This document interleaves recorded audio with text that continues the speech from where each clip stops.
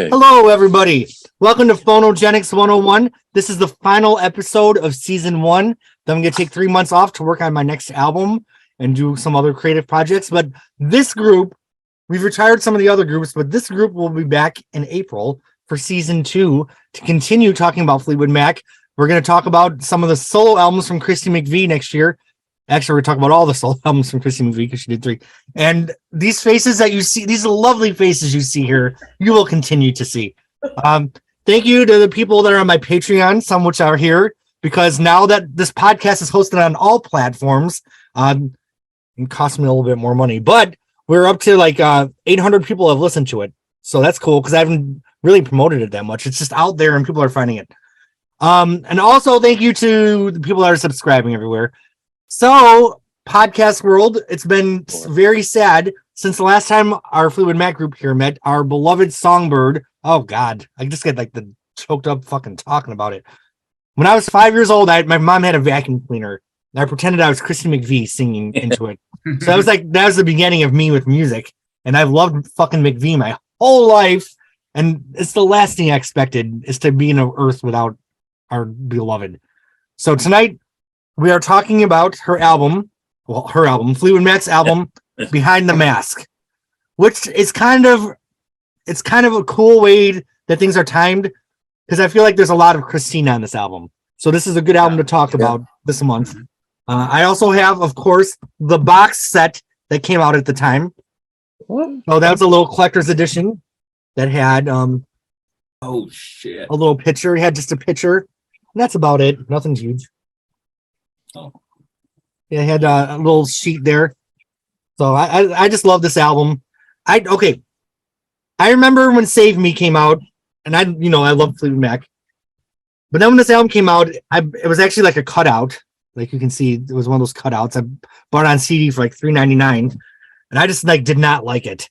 But for some reason, COVID came in 2020, right? Yes. I think it came in February 2020. But like in January 2020, for some reason, I discovered the Behind the Mask album, which is ironic that COVID was coming a month later with all the masks that we had to wear. But I totally fell in love with this album. I'm like, oh my God, this album is really good. And we'll talk about it more during the podcast. Our panel member here, Jim, has advocated for us to discuss the Time album. And I told him in an email that there's a 0% chance of that happening. Although I did buy the Becca and Billy album because I saw it really cheap. I didn't know that they had an album that they did together. I feel like if 2 people from Fleetwood Mac are on an album together, you have to get it for the collection. So, is it any good? I did not listen to it, but it's on my shelf. So if I ever do, okay. So we're gonna do a little bit of a history. We already know the panel here, so we don't have to introduce each other. But I will call on you guys once we get to where we're going. It was 1988 or 87. Tingle in the Night was a smash hit. Okay, yeah. The Fleetwood Mac were in a driveway, and Lindsay pushed Stevie, and they got in a fight. And Lindsay quit the band. Christine was pissed, and there was a tour booked, and he quit right before the tour. And then they brought in 2 Lindsey Buckingham. It took 2 people to replace him. Twice in the world, it took 2 people to replace Lindsey Buckingham. This time around, it was Rick Vito and Billy Burnett. So the first we heard of the new Fleetwood Mac lineup was when they released this album, Fleetwood Mac's Greatest Hits. Of course, it had the greatest hits, but it also had 2 new tracks. As Long as You Follow, which was a Christy McVie song, and No Questions Asked, which is a Stevie Nicks song, which I think we should kind of talk about those a little bit because, we're not going to do a whole podcast on greatest hits. And then Fleetwood Mac did the tour. It was huge. There's a really bad video of it. This tour? The Tango tour, the DVD. You can get the DVD. With all the fake close-ups. Yeah, all the fake close-ups. About the Tango tour. Yes. Yep. Yeah. It's cheesy. So when Christine passed away, we were listening to the Little Lies extended version where it's, Stevie does the whole thing at the end. And my friend's like, I can just picture Christine McVie or Stevie telling Christine I got it from here. Just kicking her out of the studio. So I told my friend, I'm like, if you think this is bad, you got to hear the live version of Everywhere from the Tingle and the Night tour. Because where Christine's like, I want to be, and she was like, I want to be with you. So I love that. I liked the live version of Everywhere from the Tango Tour. I thought it was the best version after maybe right there with the dance. I feel it's like when you see a bad naked picture of someone, I feel like you can never unsee CV's part in that song. Like even when you're hearing the normal version on the album, you have that in your head. So let's quickly discuss these so we can go chronologically. What did you guys think of As Long As You Follow? I didn't like it that much. I thought it was boring. I like it. I love it. You love it? I love No Questions Asked too. I like that song. Oh, that's on there too. Yeah. I love No Questions Asked. That's one of my favorite Stevie Nicks songs. Oh. It had a very college. It had a very college rock feel. And a great video for the song for As Long As You Follow. As Long As You Follow. I love that snow coming in the window, and it was around Christmas. It really fit. Yeah. It was. It's like they recorded it in Gotham City too. It's kind of gloomy and dark outside. It's it has a kind of a Batman aesthetic to it, I feel. I think there's a possibility that song can grow on me. I just always love it. Alicia, you disagreeing with me? Oh, I'm just listening. Okay, sorry. No Questions Asked had a very like college rock feel. And meaning what? It just had like that in the guitar effect. The effects on the guitar reminded me kind of like almost of like REM. Like they had like very chorusy guitar, like 10,000 Maniacs. It was very different than Lindsey Buckingham. I wish this song was better known. I mean, it's a great song, but it's just kind of got shoved under the greatest hits with people listening to the other songs and ignoring the new songs as people always do. Which didn't some of the lyrics from No Questions Asked get reused in a song later? What were the lyrics? When I see you, I hear you. The intenseness in his heart, in his eyes. I want you to be with you. Not reused, I don't think. Yes, there definitely are. Yeah. Hold on. I think you just said Alicia. Okay, I remember the lyrics that were reused. You miss those arms that used to be around you. Because didn't she use that in I Miss You on Trouble in Shangri-La? It sounds familiar. Yes. You miss those arms that used to be around you. Okay. I'm sorry. Does this show what like a nerd I am? That I know all this bullshit. Alicia's a fan of No Questions Asked. What were you saying about the song? Well, I like this song, but it's one of Stevie's rambling songs. So, I mean, it takes you several times to kind of listen to it. But she always tends to stick nuggets of like sage advice in these type of songs. She had several of these on Rock a Little, particularly. But oh yeah, and so I was trying to think here. There's a couple lines I always love when I hear them, but I'm looking up the lyrics because I can't remember because this. I feel that this song is rambling. I feel like I feel like it's pretty cohesive. It's all sort of. I don't feel like it's finished. Yeah, I love this song, but it doesn't seem finished to me. It definitely didn't have a hook. Like it didn't have a really strong hook. Yeah, it was. Well, and that's probably a good way of describing it, Steve. That it doesn't, it's not finished. Just something. You can kind of see. It's weird because you have like all the powerhouse hits like Rhiannon, Don't Stop, Go Your Own Way. Then you have No Questions Asked in As Long As You Follow. Yeah. All right. Hard, go ahead. It's hard to be simple. It's okay. so hard to be nice, but you did it, my love, every time. Oh yeah. I love that part. It's real hard to be. I like her voice. She has that like 1988 voice on this, which is right between Other Side of the Mirror. Oh, there's the lyrics. Don't pay him too much. I'll get a copyright infringement on my. Yeah. Okay. I Oh God! There goes the YouTube, please. All right.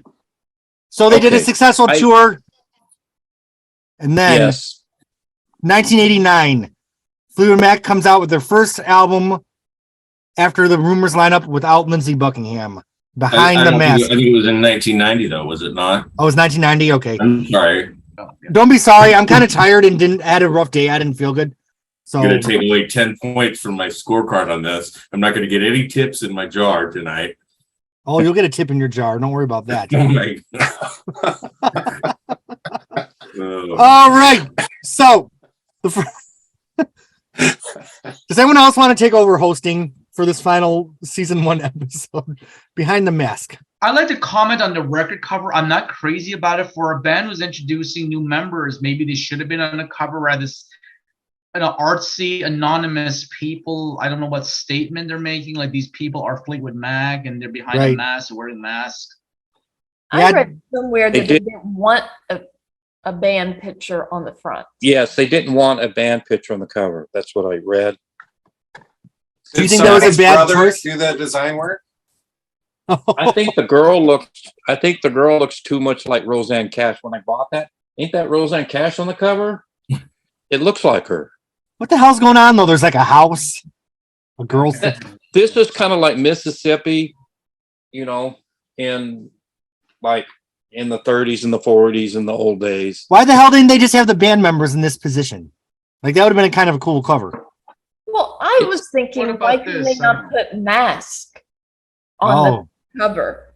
And like this? You have all these masks. Here's some designs for a cover. Something like that. Here. Oh, is that the tour book? I have the tour book. Tour book. Yeah, here's a mask, Well, so that would work too. It's very Fleetwood Mac. Can we just pause for a second, Roland, where you have the cover of that up? Can you put the cover of that back up there? What do we have going on there? So this is clearly a human, but then are they two snakes on either side? I've never actually unpacked this logo right here. It's like I don't know, snakes on either side. Wooden or paper mache mask. And Roland, since you have that, aren't some of the time space pictures in that book? Yeah. Or am I imagining things?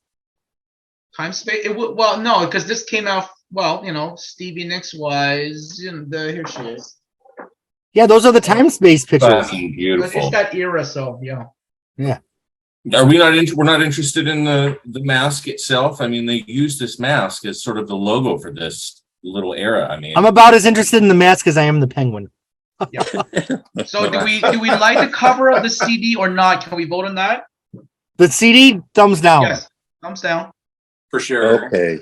But Jim, you have it up. What? You have it up on your wall. It's behind the mask week, Okay. Okay, now Nathan. People are watching this. Nathan gave it a thumbs up, so I want to hear your defense. I'd like the defense to come to the stand, please. Well, I don't think it's certainly not breaking tradition to have an album cover without the full band on it. That didn't start until The Dance. Yeah. Okay. And so really it's tradition to not have the actual band photograph. I mean, that's because it's about the music. It's not about the individual. I don't know. There's maybe different reasons for that you can point to. But I think number one, it keeps with tradition is one of the reasons why I like it. Number two, it's interesting. You can kind of look at it and you can figure out who's who. Some are more obvious than others. But it also encourages some thought about the makeup, the new at that time makeup of the band, who represents who on that album covers, the depiction, who's depicting who. So those are just a couple of things I would point to. Number one, it's interesting. And number two, it keeps with the tradition of the band, which if you like Fleetwood Mac, you probably are a little bit inclined to like things that are traditional and keeping with, we all like that, the way the connections over time and that sort of thing. So I think you swayed this jury a little bit. I can feel that. Okay. The band is on the back of the CD or the album, at least. Yeah. All you gotta do is turn it over. This was the bad hat Stevie Nicks era. She had a lot of bad hats. Yeah, the bad hats, yeah. Oh, we're gonna fight. Yeah. A lot of bad. Broach the subject. Broach it, you guys. I feel like she broke into Delta Burke's freaking closet. Delta, can I borrow a hat? I wanted to talk about those hats because I love those hats. And they'll be on. I love her look in the Sky's the Limit video. I think she looks amazing in that. I feel like Suzanne Sugarbaker is like, oh, Steve, you can borrow this. Suzanne Sugarbaker. That is a reference right there. It still was the 80s, so to speak, the end of the 80s. So, it's of the time. Well, it's interesting because as Nathan brought up, this was 1990, and that was a big transitional year. So Fleetwood Mac was still an active current band at the time. I remember Save Me actually getting rotation on MTV because I taped it on my little VCR. VH1. And I remember Stevie's fucking hat in the video. Yes, I do. Steven, I'd like the defense to speak. Why do you love the hats? Oh, with the plume? I just think it's so classy and great. I absolutely love it. It's very artistic. With the short, I'm not laughing at you. Short, but it's got a long thing. Are we talking about the little cowboy hat, the little miniature cowboy hat? Because that was in that. I was thinking more piratey than cowboy, but maybe I'm saying it wrong. May I ask a question to this panel? What if when Lindsay got fired the second time, they brought back Rick and Billy and Stevie brought back the hats from this tour instead of Mike Campbell? Would you like that better? No. That would have been I'd be down with better. that. It would have made more sense. Yeah. All right. Well, when this album came out, I did like Save Me, but I didn't love it like I liked other Fleetwood Mac songs. At the time, I grew to, as we'll talk about in a little bit, I grew to really love this album. But the album didn't capture me too much at the time. As I was going into my high school years, I would have been 15 when this came out. I was starting to get more into like Madonna, Like a Prayer. Prince was doing Love Sexy and then Batman. I was getting into like Janet was huge with Rhythm Nation at the time. So I was kind of getting away from Fleetwood Mac and Stevie, like a lot of pop culture was at the time. So this album lost your way. You lost your way. I lost my way. I'll be totally honest. This album felt a little old to me at the time. They felt like a little like they were kind of old people compared to me being 15, a kid. So you just passed on this when it first came out? I bought it. I found it like in 1992 as like a cutout. Okay. So I bought I it. was curious about Yeah. because of our age differences, like who lived through this album, which this is the first one that was current for me. I did. Okay. And then who had to go back to this album with not such a good reputation and do like your Right. deep dive and pull it out, which So I I was- assume you did.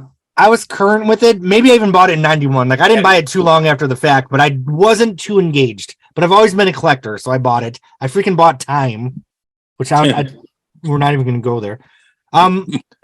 So let's each talk about how we came into this album. I think that's a worthy thing. I'll go first. I bought it at Record Giant. I listened to Sky's the Limit. I heard the Doogie Howser electric piano, which I was still traumatized from Carly Simon's Coming Around Again. So I kind of, brother. what'd you say? You and me both, brother. Still having flashbacks. Yeah, that electric piano, that tinkly Doogie Howser-ish sound. I just never liked it. Like we're gonna hear later, it grew on me in 2020. But so I kind of, put the album on a shelf and didn't revisit it until a month before COVID. Okay, so let's go through. Jim, we'll start with you since you're in the upper left. Yes, I don't particularly remember buying it, but it got to a point where it was just like another record you would buy instead of like, well, they're the favorite, but it was like, I'm gonna go get Behind the Mask and I'm gonna take it home and play it. And I played it, and I knew it was a departure from Lindsay. You expect that it's towards the older pre Buckingham Nicks era, more of as a band, and I watched it like an interview, and the band kind of loved making this because they just go in there and play, and they record and probably record as a unit a lot of the time, Right. and no overdubs, not many overdubs. Maybe they would make different takes and everything. It was a traditional way of recording. Just like just. So maybe the just first time since go the up White there Album. and pound it out. What? Maybe the first time since the White Album, right? That they did it that way. Yes, and these songs they sound very much the same live. Fleetwood Mac never played "Hold Me" like the album. The brilliance and the genius of "Hold Me" as being put together as a pop song, but as a live show, it just doesn't go. Yeah. It's fine. I think they did it with Mike and Neil Finn, and it was pretty good. But it's just just something about that production. But these songs here, you take them on the road and you play them and you bang them out, and the crowd reacts, and it's a good show.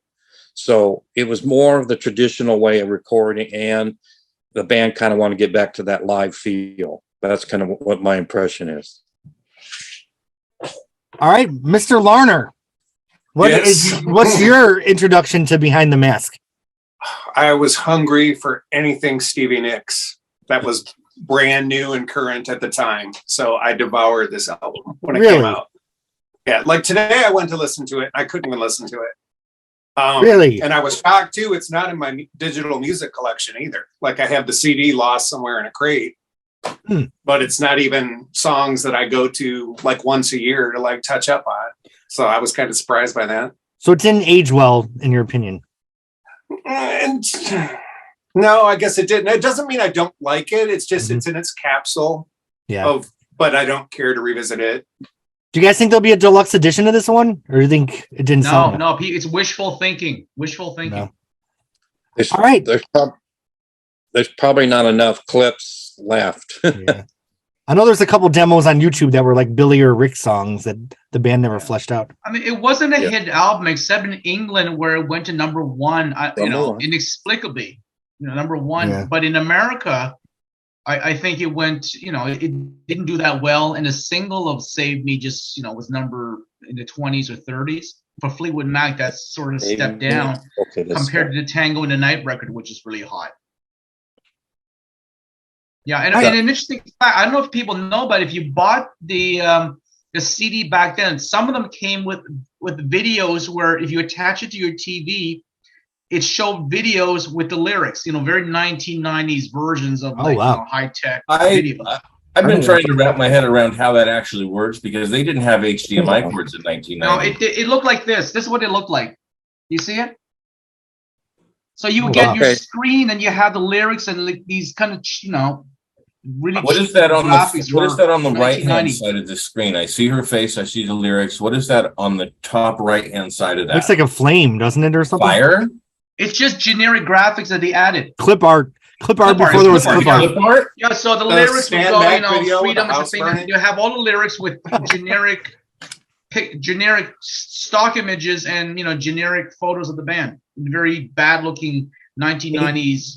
Graphics. And Roland, did you actually see it? Was it just a still image, or was it sort of shitty graphics of the flickering? There's shitty graphics. Like I think someone put it on a CD separately to sell because not everybody had the thing to plug the TV into to watch them. So maybe it's not even on YouTube. Maybe someone compiled them. I couldn't get it to work. I've never seen it. Yeah, so you can actually watch the album, and it's kind of like a karaoke thing too because they have the lyrics in the bottom. It's not on the deluxe edition, is it? It was a special limited thing. Oh, okay. Yeah, I remember that. Yeah. Oh. Well, Roland, go ahead, Jim. I got the CD, and I haven't done this. Would it work just putting it on a PC and then playing it on a PC? I don't know. It says CD, whatever technology was in 1990. They said that you had to plug it into your TV somehow and watch it on your TV, not your computer. Time machine, Jim. You put it in your time machine, and it'll work. Yeah, it was a nightmare to get it to work. Well, but from my understanding of what I've seen is cheap looking. It's not worth the bother. It's cheap. Another Christopher Nicks production. Okay. Yeah. Well, my impression, I wasn't crazy about the record when it came out. I thought it was kind of bland. I mean, there were a few standouts like Sky's the Limit, but the Stevie Nicks ones, I didn't like at all. They were just bland. I thought it was bland too. A Klonopin phase, at that time. Yes, that's yeah. Do you guys like the video? Like I like the video with the song "The Sky's the Limit," but I don't like the song by itself. I think it's from Red Rocks. What? Oh, I don't know. I think we love Red Rocks. Yeah, I just like how they presented the band as like in their Beatles prime. Like there was photographers trying to get them. They were getting in and out of limousines. Yeah. What? Like they were my band, so I wanted to see them presented like that. It was really cool. Mm-hmm. Yeah. All right, Nathan, what did you think of Behind the Mask? Overall, I like it. Probably give it a, when I think about rating this album on a scale of 1 to 10, 10 being the highest, You know, in the plus column, it's got some cool harmonies, some fun guitar work. It's new, it's fresh. It's much more accessible than some of the Lindsey Buckingham stuff was, in terms of some of that stuff is a little obscure and very, you know, you can only take the song and run it through so many VSOs and oscillators and different shit, you know, before you lose, you know, some of the things we'll probably all like as fans of old fashioned. Certainly not what was on Rumors, for example. You know, there's similarities, but I think their differences are greater. So this album is much more like Rumors than some of the Lindsey stuff was. So I also like, so it's got that newness and freshness to it. And it's kind of country, it's kind of rockabilly, which makes sense with the time. It's got a little urban cowboy flavor to it, doesn't it? Yep. Which I think also fits in the plus column. So all pluses for me so far. You know, I think in its weaker moments, this album is maybe, I saw some write-up that said it was uninspired. I thought, well, that's a word. My own word would be generic.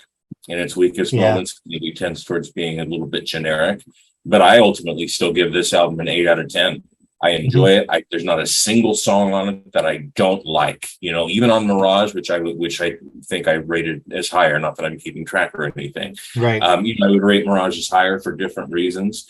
But there is a song or two on Mirage. You all remember how I feel about Brown Eyes. It's contrived and ineffective. Hot take. I know. It's too soon. It's too soon. I love that album. I'm sorry, Christine. You know, that's not, I didn't say it was Christine's fault. So you can hear you now. So, you know, just that little added perspective. It's like, there's not a song on this album that I don't like. But overall, it feels a little generic-y to me. And so for that reason, it's an 8 out of 10. It's one of my favorites. It's great. It's good all the way through. And then before I call on Alicia, let me say that something I liked when I revisited this album in 2020, something I liked is it just seemed like they're really a band here. Like they worked on all the songs together. Like Christine would do a duet with one of them and they would sing on each other's songs.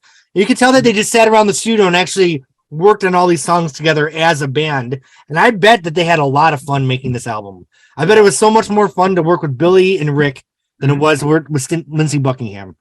I bet Stevie just sat there. She put her harmonies on Billy's songs and Christine sang on this one and that one. And I thought that was so different and pretty cool. Like it really caught me. So Alicia, you came into this album never hearing it. It's a divisive album between people. I'm interested to hear what your thoughts are.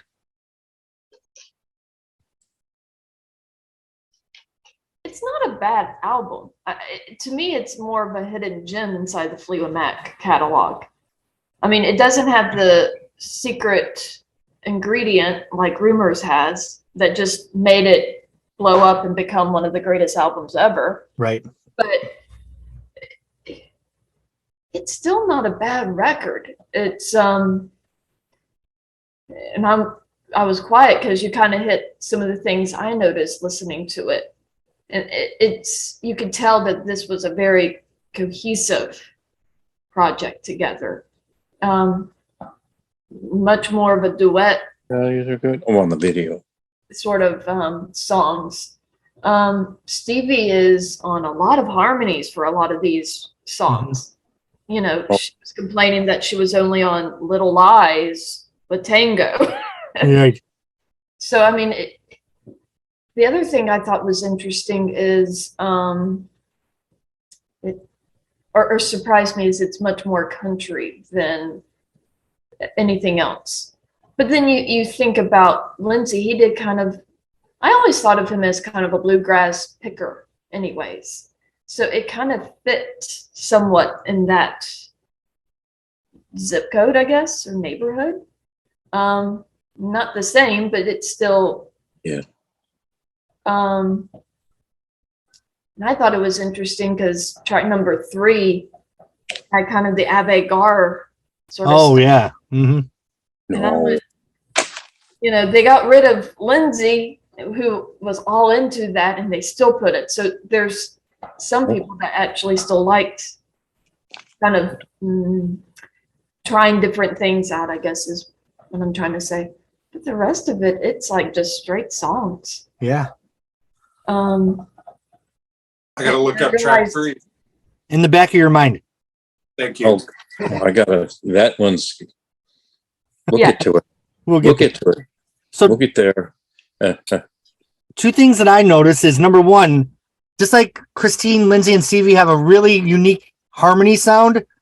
These guys, when they sing together, also have it's a different sound, but it's unique. I really like the way they all harmonize with each other. Yeah, And one of them sounded very soulful. I Mhm. was trying to figure out Vito. if that was Vito or I kind of get Vito and Billy confused. I hate to say it. That's what I'm gonna say. Is their voices aren't remarkable, and they're kind of indistinguishable from each other. So you kind of when you play it, and if you're studying it, and you say, "Well, is this Rick or is this Billy?" And they're we'll go to. I have something to say. What they change? They go back and forth with each other in one song. They take turns, and you hardly can tell. Oh, I didn't even know that. Yeah, they go back and forth, and they wrote it together. So I don't know. It's about midway. when the sun goes down. Which Uh, song I thought should have been released to country radio. Oh yeah. That's. I think that's the one that they went back and forth. And But Let me say one final thing before we move forward. I recently revisited Buckingham McVie with Christine passing, and Jesus, Lindsay sure went overboard with like the processed background vocals, like pitching up things. And it's really nice to like hear a more organic sound on this album. Because Lindsay, I almost go back to this album more than Say You Will. I know that's probably a controversial thing to say, because I do love Say You Will. Oh, okay. But I go back to this album maybe just as much, if not more. Okay, Alicia. just so I can wrap up. I feel Yeah. Yeah. Apologies. But this isn't a bad record. It's refreshing. It's and this fits more with a lot of my other artists that I like. It's not like we're really talking. It's not all the produced, and I like artists who kind of go more organic. Right. Trying to think of other. Okay, that comes later. So this is a record I can see myself playing a lot more in the future, and it really interests me that they all have different. All the songs kind of had a different. I want to say sound, but it's almost like a groove or a different rhythm sort of thing to kind of make them stick out a little bit. Right. Yeah, there's definitely some hidden gems to be found here, which I did not expect. Yes. All right. Well, is this the Joni Mitchell podcast? We're not even getting to song one until like an hour later. It's fine. Let it flow. Let it flow, baby. Okay. Sky's the limit. It opens up with an electric keyboard reminiscent of Doogie Howser and Carly Simon's coming around again. This is the era where Christine played a lot of synthesized like electric piano. Yeah. Okay. Well, I think electric piano is actually more like what she did on Rhiannon and White Album. So I guess what would this be? Synthesizer? Belly piano? I don't know. But I do like Sky's the Limit. I love the harmonies on the chorus. I love how they do some of the classic Fleetwood Mac stuff by like having Stevie have a little solo during the fade out. Sky is the limit. Like she has a little Stevie moment where I'm like, I live for that shit. And Me too. they put her pretty low in the mix, which was just right. They had her just right where it wasn't grating. And it was, when I rediscovered the song in 2020, it was like a McVie classic to me. I think it checks all the boxes of what I'm looking for in a McVie song. I got past the electric piano. I think we're going to hit it on the nail. It's such a weird hook for but I love it. I love it. Sky's the Limit. What's everyone else have to say? I think it's a very positive song for the new lineup of the band. Like, we're going to go forward and sky's the limit. We will succeed in this, And I like how, like people have said, the band is fully on the record. You hear everyone, as opposed to, let's say, some of the tracks on Tango Tonight where like Caroline and Tango Tonight, the song, it's only Lindsay. There's no Christine on it. There's no Stevie Nicks on it. So a lot of the tracks on this record, you hear everybody and everybody gets a part in it. And I think it's my favorite song on the record. Oh, wow. Yeah. It's a great song. Mm-hmm. A little controversy is, though, the spelling. It's SKIES. The limit shouldn't be SKY''S. It's sky's the limit. Mm-hmm. What's going on? One wonders. I wonder what's going on. I I'll take Roland. I agree with everything you said, and you too, actually, Jeremy. But just to take Roland's point a little bit further, the verses, especially right in the beginning, when she says, "If I've been acting just a little strange," it really is sort of and you all who were right there when it was happening can tell me if this is true or not. But it almost suggests that maybe that's what the public interpretation was of the band at the time. There was a fight in a parking lot, and now he's in. Now he was the greatest hits, and that sort of a thing. Now there's new people in the band, and so, it's almost a statement for the band. If we as a band have been acting just a little strange, whatever. So I think it's just a terrific choice in terms of an opening song. And yes, it does check all the Christine McVie boxes. This is a hot one, super hot. And it's interesting when a Mac album opens with a McVie song. As Jim said. What albums open with a McVie song? Tusk, Mirage, Behind the Mask, so Penguin, if you're going back further, open with Remember Me.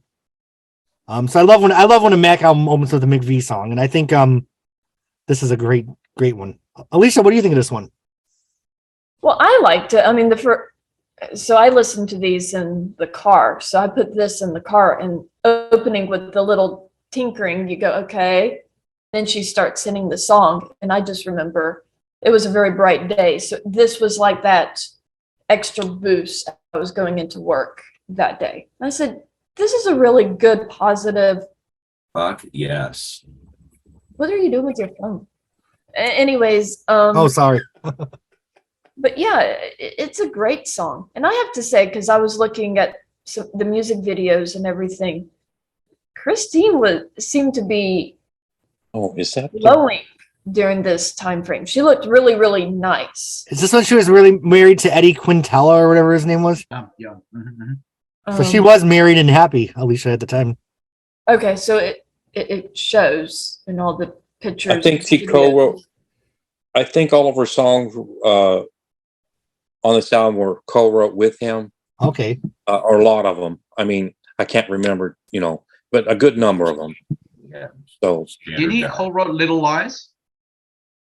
So I thought he did. Isn't it Midnight? He's very present on a lot of this era, and probably into the Meantime stuff too. In that, right? Even they might even broke up, but I think some of his. I could be wrong. Well, they were left on the tracks after the divorce. Get there. So was he a songwriter? Yeah. Okay. All right. Do we have any other thoughts on Sky is the Limit? I haven't done my spiel. Oh, go ahead, Jim. I'm sorry. Go ahead. Okay. Yes, I'm going to go through some numbers. This album sold 5 million worldwide. Oh, that's really good. It didn't bomb. It did well in Europe, England, like the Europe, just England and other countries in Europe, and worldwide it was 5. That's not shabby. It pays it kept them comfortable. Right. In UK, like someone said, it was number 1. This song here it didn't chart on Billboard, but it did chart on adult contemporary at 10 and 40 on mainstream rock. And like people have been saying, the lyrics suggest change and a new beginning, and that means for the band too. So, and I love the intro music. It was a nice doom doom doom doom doom, and a great song by Christine on Love's Potential, and it's more like I've been saying, it's more like the pre-Buckingham Nicks era. Good guitar work, and a comfortable song of that era, comfortable pop song of that, like it's a VH1 kind of staple. Right. The video is a bit cheesy, but I'm really glad they made it, and the production values on the video were good. So it was a good, it didn't blow the doors off, but it was a good. Now this was the first one out the gate, a single. I thought "Save Me" was the first single. Okay, "Save Me." "Save Me" did better than yeah. "Save Me" was the first radio wise, but this is a good, a good minor hit. All right, Steven. Do you guys have anything you don't care for in this song? The keyboard sound. Okay. All right. The thing I don't like about this song is that the little tinkering you called it, Alicia. That first. Whenever they put that in a song, it drops the song like 2 or 3 letter grades for me. Okay. Just so not heartfelt and lazy. Like they do it again on "Say You Will." They put it in one of her songs that I love, and it just kills the song. What's that slip of my mind? Silver Girl. Silver Girl? No, it's not. It's Thrown Down. Thrown Down? Together. Okay, yeah, Thrown Down has some of that. It's that same thing, and I hate it. So that brings the song down to a B for me. Otherwise, I really, really like it. So do thumbs up, sideways, or down? I do give it a thumbs up. It's good. Does anybody else have anything to say about it? All right. Moving on to a Stevie Nicks. And who's singing with her here, Billy or Rick? Rick. Okay, yeah. Love is Dangerous. I think he co-wrote it. Yeah, Be careful what you say. Be careful what you do. Hold it. Mike Campbell co-wrote this with Steve. Oh, did he? Oh, okay. Yes. It's right on the record over there. Yeah, Jim, keep us on track because keep us on track with the credits. But there was stuff Stevie wrote with Billy, I think, or maybe even both on others. So Stevie and Mike Campbell did some amazing songs together, and then some questionable songs. Yes. Did they do Desert Angel together? I think so. Yeah, he gave her the track, and she put the words to it. I think it's not his fault what he put to it. Okay. Alicia, your hand is up. I am okay. So, sorry, I'm rummaging through the pamphlet. It was saying that "Freedom" was with Mike Campbell. Okay. And then this one is with Rick Vito. Okay, so this one's with Rick Vito. Oh, hold Jim, on. you were wrong. I'm wrong. Sorry. I think the second time is with Rick Vito too.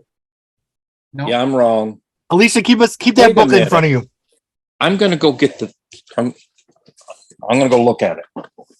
Not a long time. It's like 30 years, right? Yeah. So what'd you guys think of this song? At the time, I thought it was so boring and generic. I think the stronger one out of Stevie's generic bunch of weak songs is better than the other ones. I like it now. I like it.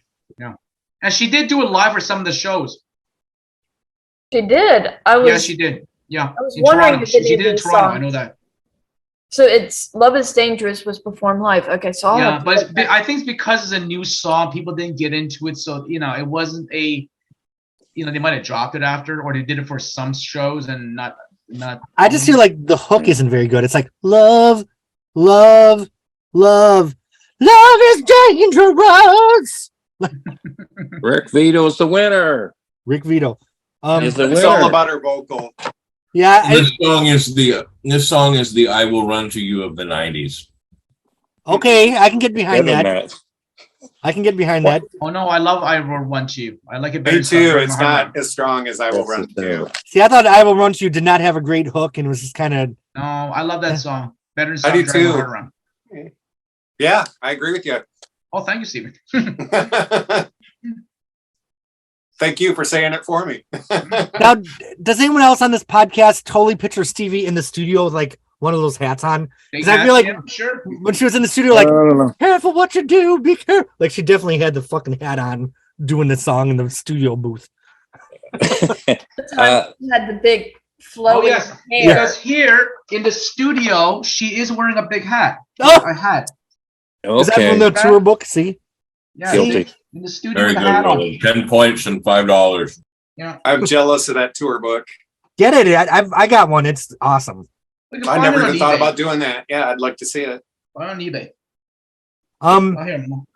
I don't have a lot to say about the song. I feel like it's a Stevie Nicks rock track. It's not Fleetwood Mac A game, but it's also not Time Game. So I'd put it kind of like in the middle. It's mediocre to me. It's Mediocre. Yeah. Have you guys noticed on some of Stevie's vocals, she doesn't sing with a vibrato in her later years, and it seems like they put some kind of phaser effect on there to try to duplicate that sound. And I really noticed that today when I tried listening to this song. Oh, I Have never you guys noticed that. noticed that as well? Mm-mm. Could it just be the technology of the times? That was a trend. That was what people were doing. Well, I've heard it a lot more recently too. Like she'll just be Okay. like yelling the note. Oh, not and just it yelling. sounds Yeah. like, have you ever sang into a fan in the window? Yeah. Oh, How yeah. it chops up your voice. That's what It's it very sounds shouty like to now. me. Yeah. Whoa. Stevie shouts a lot now. It's not singing, it's shouting. Yeah, this seems like kind of the starting of a lot of that shouting. Yeah. No There's definitely some questions shouting asked. on this album. Definitely. Yeah. Jim, do you have any notes on this one? Yes. I mean, the title says it all. Love is dangerous. I think Stevie has great vocals on this. It's a good rocker. It was number 7 on the rock singles charts. It got a lot of rock radio play, and Rick Vito adds some good vocals. That's pretty much. I mean, I remember it being on the radio. It was. It wasn't really revolutionary as as a piece of like a art, per se.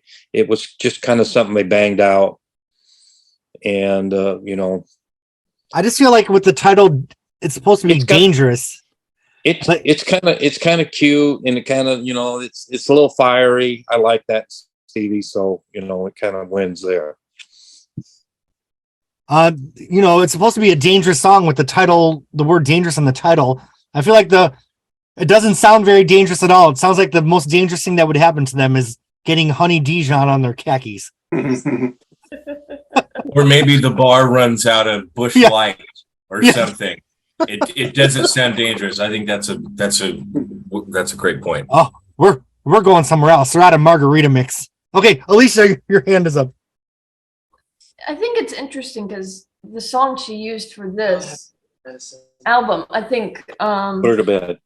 Affairs of the Heart is probably the most cryptic out of the 3 or 4 that she wrote for this album. They're all fairly straightforward. Right. Compared to what she's known for.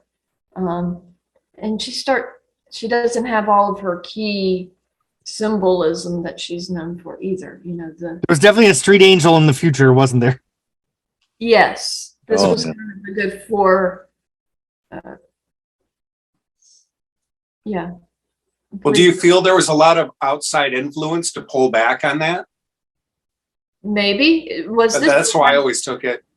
Was this the time where I remember her saying during an interview she I went love like a year or 2 where she didn't wear any black because she was getting accused of being a witch. I thought that was more Belladonna. Yeah, that was way before this. Well, that was Okay. back in the 70s. Okay. Yeah.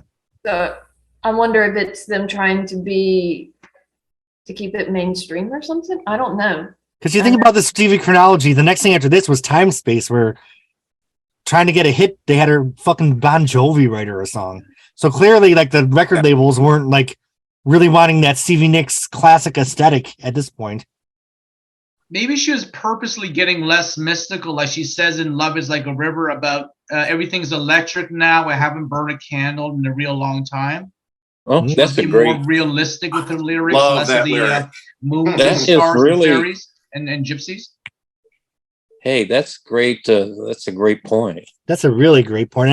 And I Yeah. never really thought about what that lyric could mean. I just always thought it was kind Yeah. of like a throwaway. I'm like, throwing away my mysticism. I need to be more realistic. Yeah.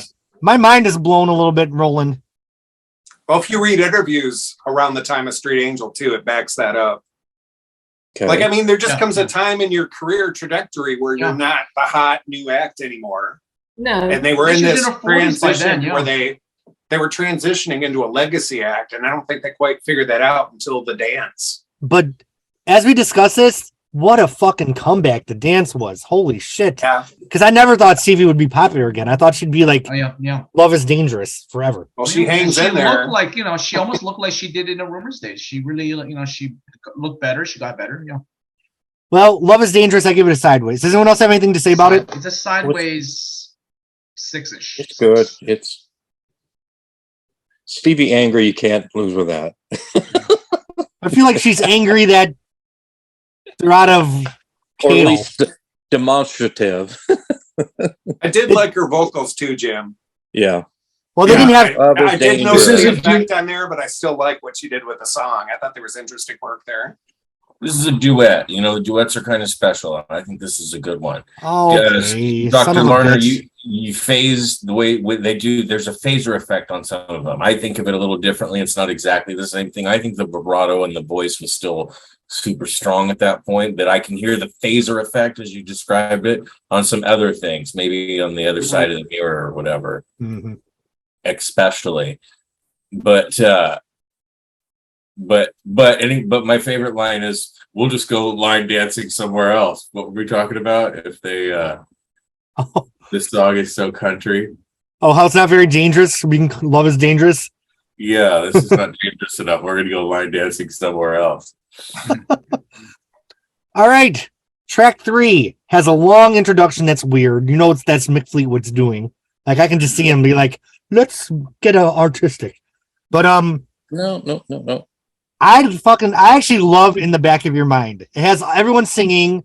It has a Christy McVie solo. Yes. I feel like it was written for. I almost consider it like a modern day Chain. Like, of course, it's not the Chain, but it's a song. It has that weird mystical Fleetwood Mac element. Mhm. It has that Stevie Nicks 1990 thing where she doesn't say her. She's like, "You cannot take her." Like, I picture walking in with the hat. Mhm. What's she saying? What's her background line that she says? You cannot touch her. Okay. Yeah. But I love it. I love, actually, when I bought the CD, the song, I liked it the first time I heard it. I kind of wish it didn't have that long intro. Oh, that's great. I like it, but I wouldn't mind a single edit. I think there is one out there. But I think this is a great fucking song.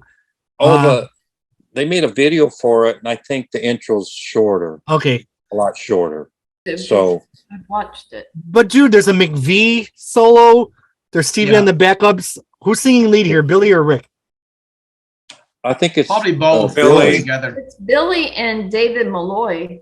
who's Okay. That's a writer. Yeah, Billy wrote with others. Well, that was I might go as far to say this may be my favorite song on the album. If it's not my favorite, it's one of my favorites. I think it's just as good as God. I mean, this could have fit on Say You Will. I feel like maybe production was different, but it's kind of got some of that same dark vibes as some of the Lindsay stuff. It's a strong track. The long intro worked very well for the live show because what they did was they had this big gauze net over the stage, so they would have that long intro. Did they open with this, Roland? Yes, they actually opened in Massachusetts. yeah. In Massachusetts.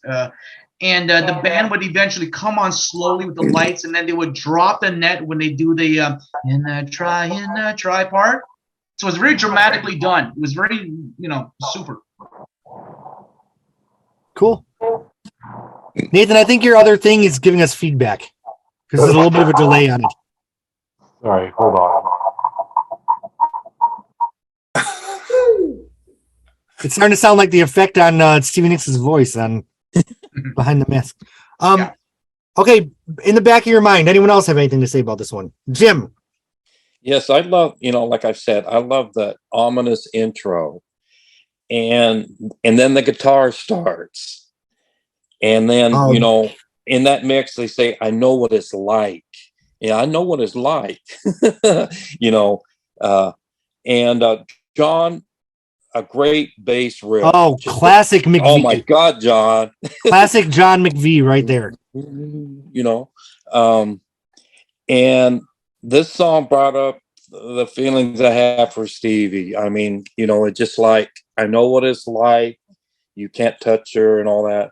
And while it's about, you know, I feel about Stevie, my tormentor is singing on it. It's like, you know, she is singing on it too, you know, and it's quite fitting. And Christine, a great little verse there. Oh, it's so and the piano, such a breath of fresh air. The piano solo with that verse, great. Mm-hmm. And a great musical piece. It's the embodiment of Fleetwood Mac. I mean, it's kind of like, it goes back to Green and everything. It's good. The video is interesting with the freight train, the random girl, and the floating guitars, if you ever seen it. Yeah. And it's a Billy song. It's a little, it's, you know, it's those old effects, you know, back in the late 80s. That train kind of looks like a caterpillar with those little eyes coming down.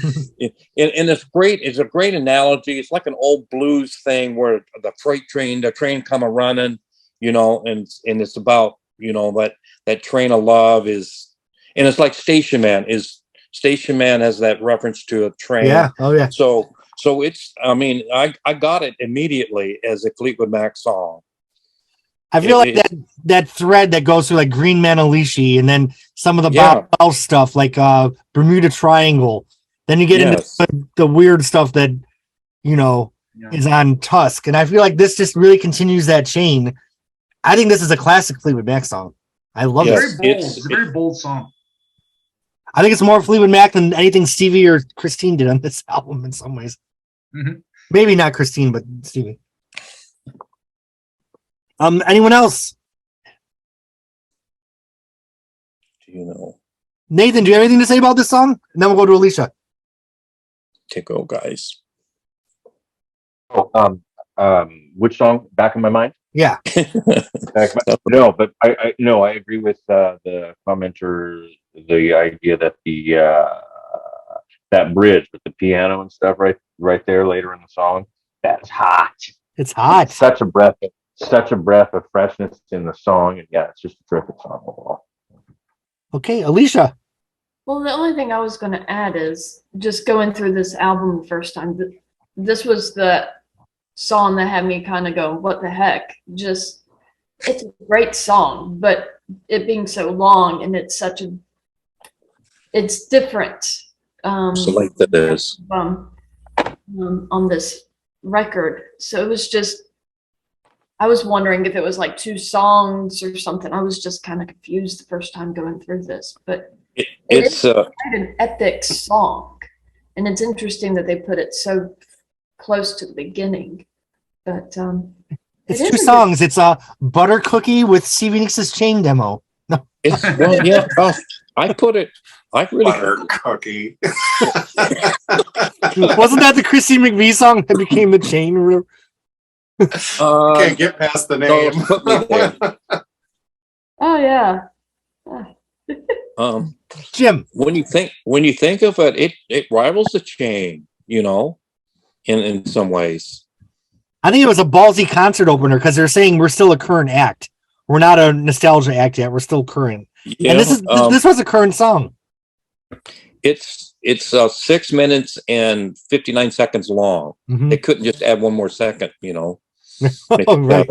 Like a Pink Floyd or like Stairway to Heaven is pretty long, and you compared that to Secondhand News, which is like 2.5 minutes, I think. Right. Yeah, it's under 3. Under 3, yeah. Alicia, was your hand up again? Yeah, well, I mean, going through this record, and then I was watching a couple videos tonight, and it made me think this was, this is probably the best time if you could see this band because they were all in smaller venues. It seemed like a lot of them, there was a little bit of humility between the tango tour to 96 before they did the dance. It seems like these guys had to kind of eat some crow because they were doing smaller venues, and this was more of their pet projects because they weren't hitting all the charts like they were. Right. And it kind of made me feel like, man, I wish I was a little bit older so I could have seen all the different shows and things. But it seems like they were just having fun at this point. They were a band. Yeah, they were a band. They were a band. Let's play. And they sounded like a band. All right. Well, I give In the Back of Your Mind a strong thumbs up.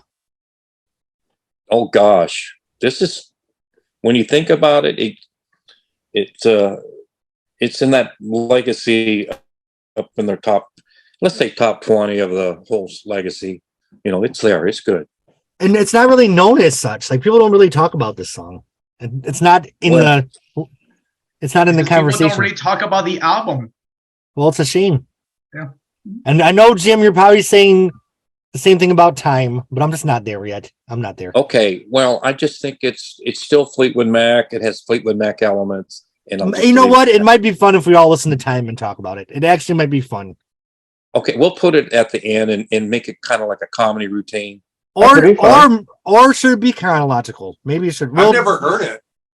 We could sit here and do it like Time with Live or something like that. And because it sounds like Time, we probably spend 30 minutes on it or something. We could listen to it. We could pause the video, listen to it, then talk about it. Okay, Jim, That's a son cool of a idea. bitch, you're gonna get your fucking Time episode. Now that Okay. is just All Jeremy. right. You could About even time. pause key moments during individual songs. You could pause some key moments, right? Have a Well, little laugh. we won't Move talk forward. during the songs, then we'll discuss. Okay, next we have Christine singing with one of the guys. Who here has the liner notes? I don't have it in front of me. Billy Burnett wrote it with Christine. Okay, do you know it's kind of adult contemporary? A little cheesy, a little adult contemporary, but it's nice to hear Christine duetting with Billy. I think it's nice to hear her as a harmony singer. Okay. Because it's that's not something great. you get to hear a lot throughout a whole song. I do think the song has a good hook. I Billy. think it's very catchy. I kind of like it more than not like it. Like, at the time in 1990, I'm like, this is so bland, adult contemporary. But now that we have everything with trap beats and bullshit, hearing something a little bit more organic and heartfelt, whoever thought Behind the Mask would be a fucking breath of fresh air, but it sure is compared to what's out now. So I like this song. What do you guys think of this one? It's pleasant. It's pleasant. It's pleasant. That's it. It's nice. It's the only slow song, like real slow song, I feel like, off of this. Second time. The It- very last And track. Mick does this nice little part with bongos that you hear prominently. Oh, right. Oh, the bup, bup, bup, bup. Yeah, I like when Christine does the quick arpeggio on the piano. It's like, bling, like just once in the song. Oh, I didn't like the bongos. I felt like this could have almost been like the Songbird for this record. Okay. Right. I mean, Or the Game of Pretend, if you're doing Buckingham McVie. okay.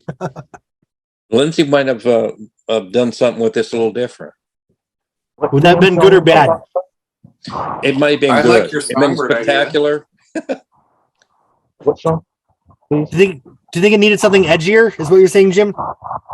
Yeah, Lindsay would have worked this, and I mean, I wrote some pretty good things about it here, and so I mean that you guys kind of brought it up that it was lacking, and I said, well, maybe it needs Mr. Buckingham. Okay. So, I can. It's a Billy Christine co-wrote this, and like the second chorus here, it says, "Can I learn about love?" It kind of hit me hard. It's like the old Stevie feeling. This is a period when she wasn't really right. It's up and then that dance. When the dance came out, I said, she's ready to go. Because in that time period, you just don't know what, her songs weren't particularly good. And she was kind of lackadaisical, there's this one all that I'm going to bring that up now. She did this. I think I sent the link to you guys. I don't know if you guys looked at it. It I was did. kind of like Stevie King said she had the difference between the rock star Stevie and the woman Stevie. And she said on the woman Stevie, she says, I'm not special. I'm not the chosen one, and I'm dying. And that was so striking. And this was referring to her stint at Betty Ford for cocaine. Right. And that was so striking. I mean, very honest. So that was, and she was going, and then she, unknowingly at that point, you kind of look in her eyes, she's on something else. And she's just kind of like low. She's not, she is Stevie, and, you know, and she's free and she's just being herself and goofy. And, you know, some people don't like that, but, you know, okay. Going back to it's a beautiful atmospheric song. Parts of this is very Christine McVie solo when you musically and kind of that. Oh, the 1984 album, especially. Don't you feel like? Yeah, I mean the playing and her singing. Yep, and I agree. It was kind of like her turn. There was a duet, and then that phrasing and the way she played on it was like. Who's dreaming this dream? It reminds me of Who's Dreaming This Dream. Yes, it's like that, which is a good thing. I love that song. It's a very good song. It's not a throwaway. It's kind of a you know, in between a couple more up tempo songs, and you know that's about it. Cool. It's not a filler. It's kind of heartfelt because it got me. So you know. All right. Anybody else have any thoughts on this one? Going once, going twice. Yeah, all right. Next. I love Save Me. When it came out, I was, like I said, listening to Janet Jackson Rhythm Nation, so I didn't have time. I was moving away from Fleetwood Mac. And I did feel like it sounded a little generic. Because the sound is a little less edgy than the Buckingham sound. It's a little smoother. But revisiting the song in 2020, I was like, it has a great hook. I love the harmonies. I love McVie's lyrics. I love that there's a Stevie Nicks tag at the end, which is like, save me. Like doing the Stevie thing. It checks all the boxes. It checks all the boxes that I want from Fleetwood Mac. Oh my God. And I love the little hook before the chorus where she's like, but you just won't look my way. I love that part. This is a great song. This is McVie. So hot. So fucking hot. So good.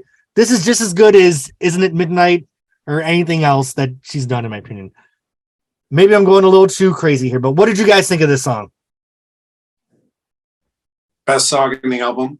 Oh, and then the little pre-chorus where they have the same melody, but the lyrics are a little different, where she's like, I don't want to wait another day for paradise. What did she say? I don't want to ask you twice. I just love this song. I love this song. I'm going to shut up because I love the song. I could just keep talking about it. Okay, who's next? Alicia, I saw your hand, I think. Then we'll go Jim. Yeah, I mean, I've known about this song since I started being a Fleetwood Mac fan back in 2007, because I picked up the Chain box set, and this was one song that stood out for me. What was it? I thought it was a fantastic song. So it kind of blew me when I started really digging that it's off this record. Right. I mean, I think it's it's one of her best songs in her catalog. It's a fantastic song. And every time I hear it, I always have to play it 2 or 3 times because it's just so catchy. Yeah, I do. I can't listen to the song. It's like, what is it that you can't eat just one? Potato chips. Potato chips. Okay. Well, I can't listen to Save Me just one time. I can't. Yeah. All right, Jim. I know you got some notes. Yes. It did chart on Billboard at 33, which is pretty decent. On rock, on the rock charts, number 3, so it was prominently played there. In adult contemporary, 6, so it got the rock audience, and the radio was pretty splintered up that at that time. You know, pretty much now it's kind of the pop charts and the country charts, and there's like no in between. I don't think there's any like, well, there is rock charts if you go dig them up, but it's splintered. At that, it was kind of that time when everything was kind of breaking up. It's a snappy Christine Fleetwood Mac single. I mean, it's recognizable and adaptable. It's just right there. Christine, great vocal, and at the end, great guitar riffs. And Mick is prominent on this. Mick is doing his thing. That rhythm section's right in the pocket. Yeah. And it's Christine's ultimatum about a relationship. I mean, save me or just go. I love. Okay, here's the video. I love the Native American extras in it. It really adds like an exotic, I don't know, just a different feel to it. It reminds me a lot of a Heart video, and the song itself is kind of like, like a Heart. It's like the presentation. Heart had a lot of big songs back then, and there weren't. I know the classic Heart. This was the year of All I Wanted to. Yes. Wasn't this the year of All I Want to Do Is Make Love to You? That was 1990. Yeah, it was. Yeah, this album is kind of in that vein. You know, that's where they were kind of trying to attain. But in that video of Christine, if you look at, like I said this on Hold Me, her video parts, she would like do an eye roll, or she would be shaking her head as she does the lip syncing, and it was just like perfect. Chris is pretty good at doing these little video parts, Didn't she wear a little scarf in the video, or am I imagining things? What? Wasn't she wearing like a little scarf? I paid a lot of that much attention. All I remember is like you'd get a glimpse of Stevie Nicks. She'd be like, she's in the screen. Yeah, she's in the shadows. Yeah, she'd come back up and get like a little Stevie. Yeah. If you were looking for a little Stevie, whatever she does, her essence, it wasn't really there. Like can you say that's Klonopin? Oh yeah. And to wrap up that video thing, there was 3 pretty decent videos on this album. They tried. They were trying to go big. And they pretty much attained that. They were getting the videos out, and they booked a huge ass tour, and what's interesting in the context of like pop culture in 1990, I don't know if Fleetwood Mac would have had a huge album even with Lindsey Buckingham, because like those 70s bands that even transitioned to the 80s really didn't have a lot of hits in the 90s. I guess you had Don Henley doing his like song with Patti Smythe a couple years later, but overall, right. You wonder, like, how big would another album even been? Like Aerosmith had a big period in the 80s, a big period. Mm-hmm. And music was changing, Yeah, we're going to like rap and grunge and New Jack Swing. Yeah. It really is a lost song, because it only for Fleetwood Mac went up to 33th, and Jim said, on the standard charts. So that's very weak for Fleetwood Mac. And the song is a lost song. They haven't done it since that tour. They haven't done it ever. Unless you saw that tour, you remember that song, or if you bought the record. They don't do it anymore. It's forgotten. Did they ever do it live? They did it for that particular tour. For that 1990 tour. I there was a 2-hour. I sent you guys a link to a 2-hour show, and they went through the whole. They went through a lot of stuff. I mean, they're a good band. Have you guys seen that Japanese interview they did? And they went on stage, but they lip synced to all the songs that were from the record. Like they actually did go ahead. What's that song Stevie does at her third song? Daggers. Freedom. Song. Freedom. No, not Affairs of the Heart, the one after. Affairs of the Heart, the second time. Freedom. No, the one before that. Freedom. Dangerous. Freedom. Yeah. So she lip Freedom. syncs Freedom on that Japanese show, and they did Japanese interviews. Talk to the band. It's a horrible interview because they go on in Japanese, and then the band doesn't know what they're talking about for 5 minutes, and then they'll utter a word. Is this where Stevie says that we're not actors, we're singers? Probably might have been that interview. Yeah. It was at that time. I think it was, or I don't think it was the dance. I think it was at that time. Yeah. Stevie was the band was getting fed up with the interview. I think the interview people didn't know who Fleetwood Mac was. Yeah, exactly. It was one of the few behind the mask era interviews and performances, even though it was all lip synced. On the Japanese stage. Yes, I think the whole band was pissed or something. Stevie were just letting. Yeah, it wasn't good. It was a terrible interview. Stevie will pick a moment, and she'll just lay it down. In an interview. So look that up on YouTube if you want to see them do Freedom live, quote unquote. I have seen that. I don't remember the Freedom part, but it'd be something to go over again. But you might have done it in the back of my mind, but without a long intro. You might have done that. Lip sync. Okay. Maybe. Look it up. Okay. That's something I just kind of vaguely remember. I just remember Stevie just slamming. I mean, even though she was like a clown pinned out, she felt insulted that they were treating these people as, like actors. And Stevie really, Stevie says she's a horrible actress. She's a natural artist. And that's what's great about her. All right. Save Me. Okay. Thumbs up. Save Me. Yes. Not my favorite, but Does anyone else have anything to say? Did anybody miss being able to talk about it? Okay. We are moving along to Stevie Nicks. She's walking down the hall. Some of the doors are the color of honey. Some of them are pink and gray. This song kind of a little bit has that same college-y rock chorusy guitar that No Questions Asked had. When this song came out, I thought it was almost like a Stevie Nicks caricature, that it was so... Okay. But then I think all those doors and corridors about her Betty Ford experience when she was going through the hospital there, and then all the pink colored doors and I don't think so. Honey and so forth.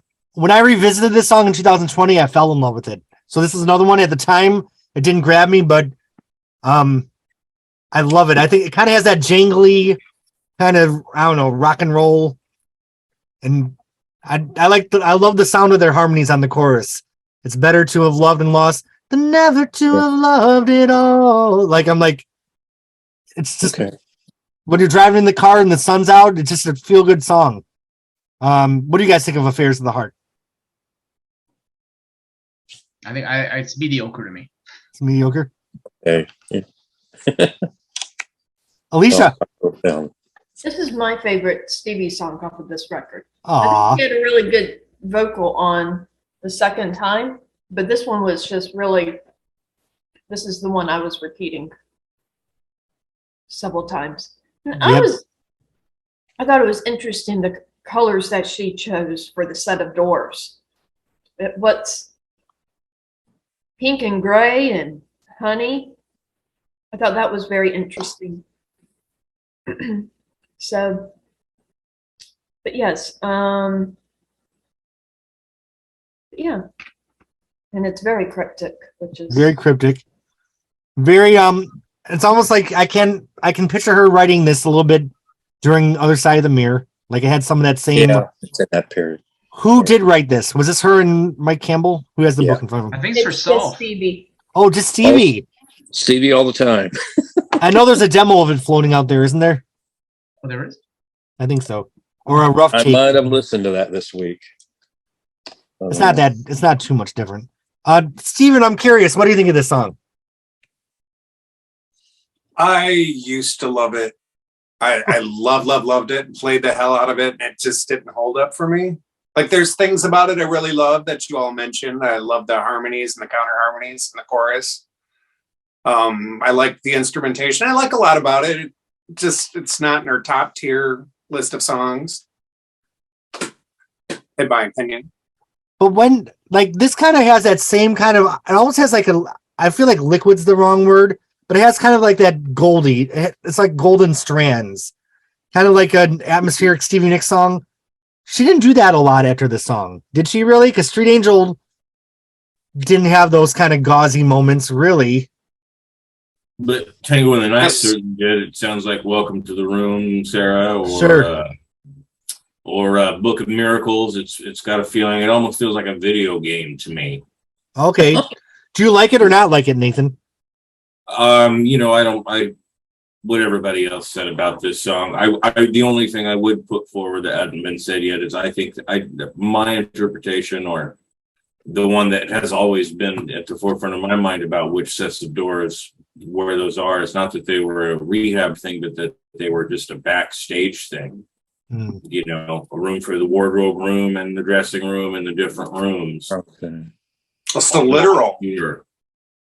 Yeah, Did you- well, Roland mentioned it. I never took it literal. I just thought she was talking about decisions that she had to make and the consequences. I did feel she got a little screamy on the vocals, like dum dum dum dum dum. I can't remember the words she's saying. Jim, your hand I is love up. it though. I love it Is too. that the well, I knew that this was now part? Yeah. Mm-hmm. At the time would take us told us upon us all. Change your mind. Okay. Break your heart, tear it apart. It'll break your Yeah. heart, tear it apart. She's like screaming in the microphone, but I love it, and I scream along when I'm in the car. Yeah. Jim, what's your notes? Yes, I remember like in a Stevie interview where she was talking about door colors and to that effect. And it was about the rehab time. So, and I couldn't find that interview for this. So, but I just remember that. It's kind of like she stares at the stairs, all that stuff. Oh yeah, I'm sorry, Jim. What's about a baby? Yeah. I'm sorry, Jim. She said what? That the doors were about rehab? Is that what she said? Well, about going in these rooms, and there's kind of like, welcome to the room, Sarah. I kind of, but I think I remember in interviews she's referencing door colors with the rehab situation. You don't sound certain. What? Are you I don't certain? How certain I'm are not, you? I'm not really certain, but I think I heard something at one point. So, Thank you. Okay. And it's a song about loving, losing it, and the devastation of losing, but at least there was love at one time. And it's a very up song about heartache. Stevie lends a good vocal here, tells her story. Once again, like I'm a bit frustrated for her professionally. This doesn't lend itself as a single, and it wasn't. And I think there's a good, is that a harmonica part, like at the end, or like in one of the breaks or bridges or whatever? I thought it was guitar. I thought it was a guitar with an effect on it, Is it good? or an accordion. Something. It was a little different. It kind of added a little bit more of an earthiness to it. Almost kind of like a Cajun feel, a little bit. Yeah. It's Something out of New Orleans. It is something from that, genre. So That's cool. yeah, I really liked it. Yeah. I love this song. I love this song.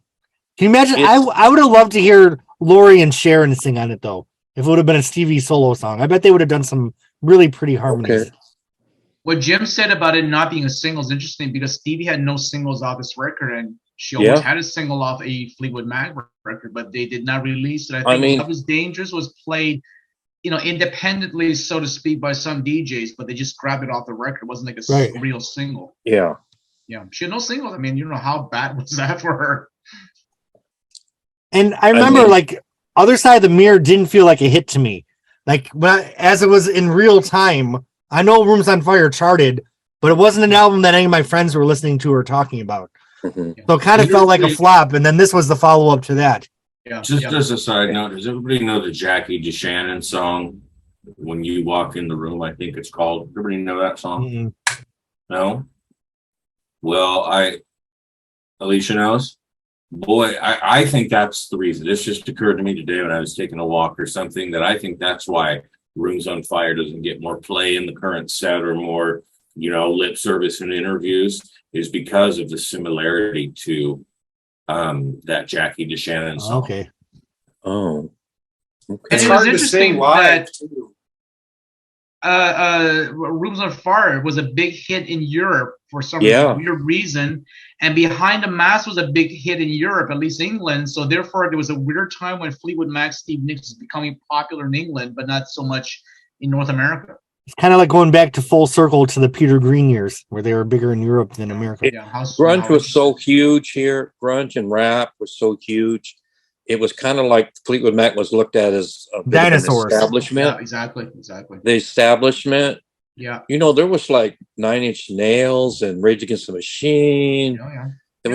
There was a lot of, Tori Amos was about to come out. I'm happy like Rat got kicked out and like Warrant and all these mediocre hair bands got boom. Teen Spirit kicked by. Yeah. The stuff like Green Day was coming out, and all that the Lilith Fair kind of vibe that back then, But that was before Stevie aligned herself as like the godmother of the Lilith Fairs. Yeah. Like she, you know what I mean? Like now she's kind of like a mentor to everybody. But at that time, she was definitely washed up. She was not in the group. No. Is there any Tori Amos fans here? I'm just curious. No? I like a few of her songs. Okay, I'm a big Tori fan. Okay, Affairs of the Heart. Does anyone have anything to say? I give it a thumbs up. It's mediocre to me. It's kind of like, yeah. It's an S on them. All right, next. When the sun goes down. This one's kind of rockabilly. It's another Christine pulls she dusts off the accordion, out for the first time since Tusk. Who's she singing with here, Billy or Rick? I think both. They're both interchanged. I like this song. I think it's breezy. I think Christine's having a really fucking good time. Dusting off the accordion, singing with the guys, getting to sing. It's probably the most fun she had in a long time making a song. I like to sing her "Take Good Care" part. Oh, Steve, yeah, I take good care. Yeah.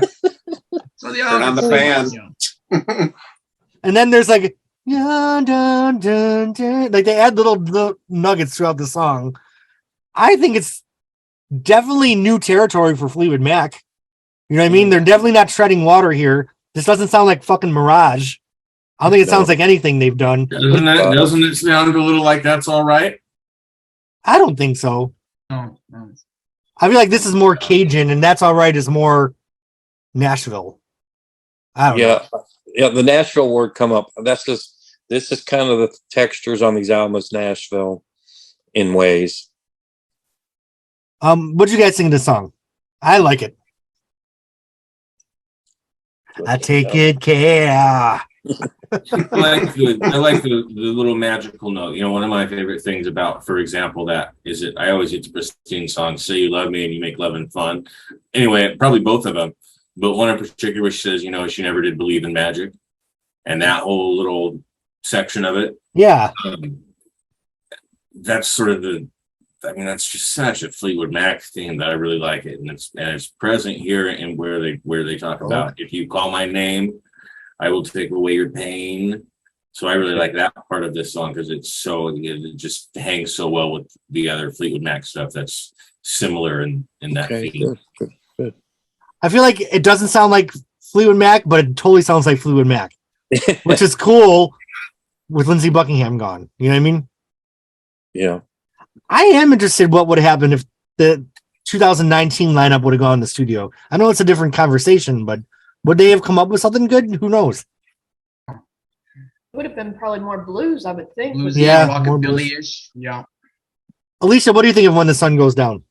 It should have been released to the country radio. I think it would have done well.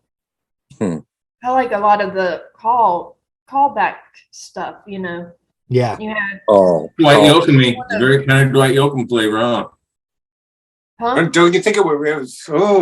It's probably too country for what country was at that time, because country was becoming pop. I mean, that was Garth, yeah. But I remember listening to a lot of Clint Black and Alan Jackson. They were huge. Alan Jackson Great. and Dwight Yoakam. Yes. Right. Yeah. Winona was, I think the Judds were probably breaking Judds. around this time. Oh yeah, Winona was coming out on her own. it's my shit. I love that stuff. Yep. So I mean, Shania was only around the corner a few years.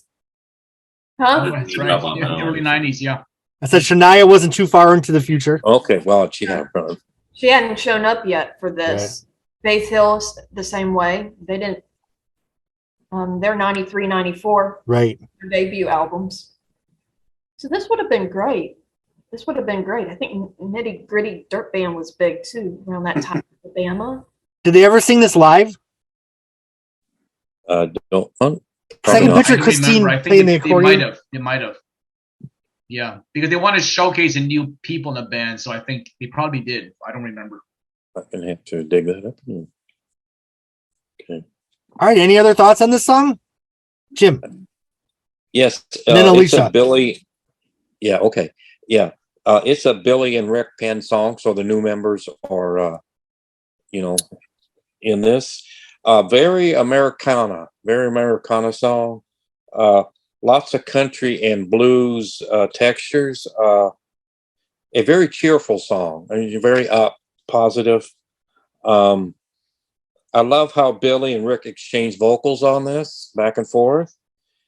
And I hear I was playing on my stereo a couple times, and I hear a very deep in the back, a very low, a very deep dobro in the neck, some kind of a real.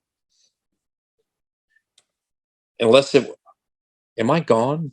No, you're still there, Jim. Okay. Yeah. It is. I thought, was there something wrong with my record player? Because it's from the 80s.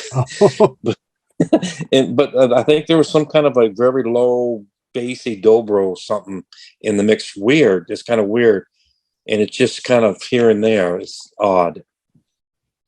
I don't know what it's there or not. What, Jim? A really low what? Dobro. Dobro, real hard. What the hell is a dobro? It's an Oh, It's an Americana instrument. oh, Yeah. okay. Mhm. I mean, it could be just me. I'll look it up. I'll get educated. I mean, it's something. Lou Harris has a lot of dobro in her hot band stuff. On vinyl. I mean, you can pick up different things that they. Mhm. Is it just something I'm hearing, or something wrong with my player, or it's something that's I've heard. I played it twice, and I heard it twice, and I don't know if it adds to the song or anything. It's kind of there, or I'm imagining stuff. You know what I like is later on, Tomorrow. towards the end of the song, they go into a 3-part harmony, which I love when they go into a 3-part harmony. I think it's really gorgeous. All right, Alicia, Jim, were you done before we move on? Yeah. Okay, I've done with this. Alicia. The thing, Man. since we're talking about one of the guys' songs, one of the things I thought was really cool is the guys seem to be more storytellers. I feel like Lindsay was not very good at storytelling. They're very good at it with the songs that they brought to this record, and it made it more accessible in that Yeah. regard. As opposed to, I am what I am, what I am, what I am, what I am, what I am. Oh, God. Yes. Popeye. Family man. Mhm. Yes, and it starts to show as you as you're pulling up in the back of my mind this song, and you had Hard Feelings. You sit there and you realize they're really telling you a story. These Yeah. guys, and that's kind of comes from the countryside. There's a lot of storytelling going on. So I thought that was really awesome. That kind of fits with Stevie as well and Christine, because they're both good storytellers. So All right. I give it a thumbs up. We're talking about. I think we're talking about. Yeah, that's good. It's When good. the sun goes up. It's a departure from the regular, the classic Fleetwood Mac. It's Fleetwood Mac. So speaking of classic Fleetwood Mac, Lindsey Buckingham actually does come back for the next song, which is the title track, Behind the Mask. That's a little bit of an atmospheric song. It reminds me of Kim Carnes has a song called Bon Voyage, and it reminds me of the same vibes as that song a little bit. It's a Christine McVie lead vocal. I like this song. I think it's another great song. I don't have a lot to say about it. It's kind of that weird minor key, eerie weirdness. I feel like I give. She says low. You remember that part? Oh, Stevie? Yeah. Like when there's a part where the note holds, she's like, yeah, that, yeah. I actually love. That's what I love about the song is they really use Stevie's voice as an instrument. They do. And a texture. Yeah. And I think Lindsey would just pitch his voice up and he's like, I'll do the vocals myself and make it sound like Stevie. It ruined the song. But they really Stevie's voice is an instrument. And it's a unique instrument. I think that's fine. Yeah. I feel like Lindsey's guitar is about as memorable as Peter Green's guitar on Brown Eyes. Okay. I need to listen to that and see. I gave it another listen today. I gave it another listen today, and that acoustic guitar work that he does there. I mean, there's like an acoustic guitar solo in there that's lengthy and cool, and so it's certainly not the most memorable thing in the world, but on a specific, because I made kind of a mental note. I don't really want to listen to the Lindsey parts in there, and there's a solo to be listened to. Okay. All right. Any other thoughts on this song? Not gonna do it. Okay, Jim, then Alicia. Okay, it's a very atmospheric song. I wrote here. It's kind of like it's that desert morning, and it's about 10 a.m. and the heat's starting to come up. The heat is starting from a chilly desert morning, and it's starting to get hot. That's kind of what this song made me feel. I agree with that. And I love the line, "Devil in disguise, angel in black." Great lines, just terrific. A lot like a Peter Green Fleetwood Mac song in some ways. Well done. Who wrote this song? Who was the author? Christine wrote it by herself. Yeah, by herself. Yep. Wow, she was such a treasure. She's underrated as you think of her pop stuff, but she can get down in the groove with the guys. And I feel like the atmosphere on this song is what you look for in Stevie Nicks songs, but you don't get that on this album. You get it from Christine. That's what I was going to say. It kind of surprised me because this is what you would expect from like a Rhiannon or something. Right. From Christine. One more. Yes, it's too bad it wasn't played on the radio in some format, because I think it could have latched on like rock radio. I think rock radio late at night, this would have been terrific. Yeah. I mean, I doubt if it was even played, but rock radio late at night, or just afternoon, it's a great little Fleetwood Mac song. I tell you that. It's good. I mean, Jim, can't you hear a version of this with Bob Welch singing? Like, it wouldn't be out of the realm of possibility. You know what I mean? No, Bob would probably add a ton to this. Yeah. Guitars and vocals and everything. Yeah. All right, Alicia. Well, you kind of took my main thought, but oh, sorry. But at the same point in time, I guess I always find it very interesting what songs they choose as the title of an album. Right. If there's some way you can connect that with all the songs or whatever. And I thought it was really interesting that they used this song because it's talking about, I know that you're a problem. I see certain elements that I've already experienced with you. So I'm going to dump you or leave you. But it's interesting because you start going through the songs and a lot of them are more mature songs. They're all dealing with kind of realizing what works for them, what doesn't. and kind of, I know you're a problem or not. So I thought it was very interesting that they used Behind the Mask as a way. So there is a thread, or at least I felt like there was a thread.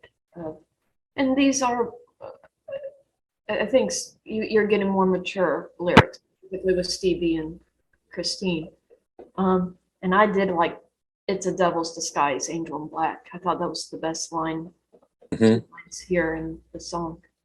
Alicia, I remember when we listened to White Album, you thought Christine was kind of poppy and didn't love her. Don't you feel like you've grown to appreciate her a lot more? I feel like you have. I feel like, for me at least, it seems like Tango to this time frame, what she's done is just, I like it. It sits better with me. Yeah. And I was thinking, because I've been listening to the White Album, with her doing like Warm Ways, she was a little more wobbly, I guess is a good way of putting it. Whereas maybe she's not using that sort of wobbliness in her voice a lot during this time frame. She's projecting and singing normal, and she has a gorgeous timbre to begin with, but without that wobbling, I can digest it better, if that makes sense. Yeah.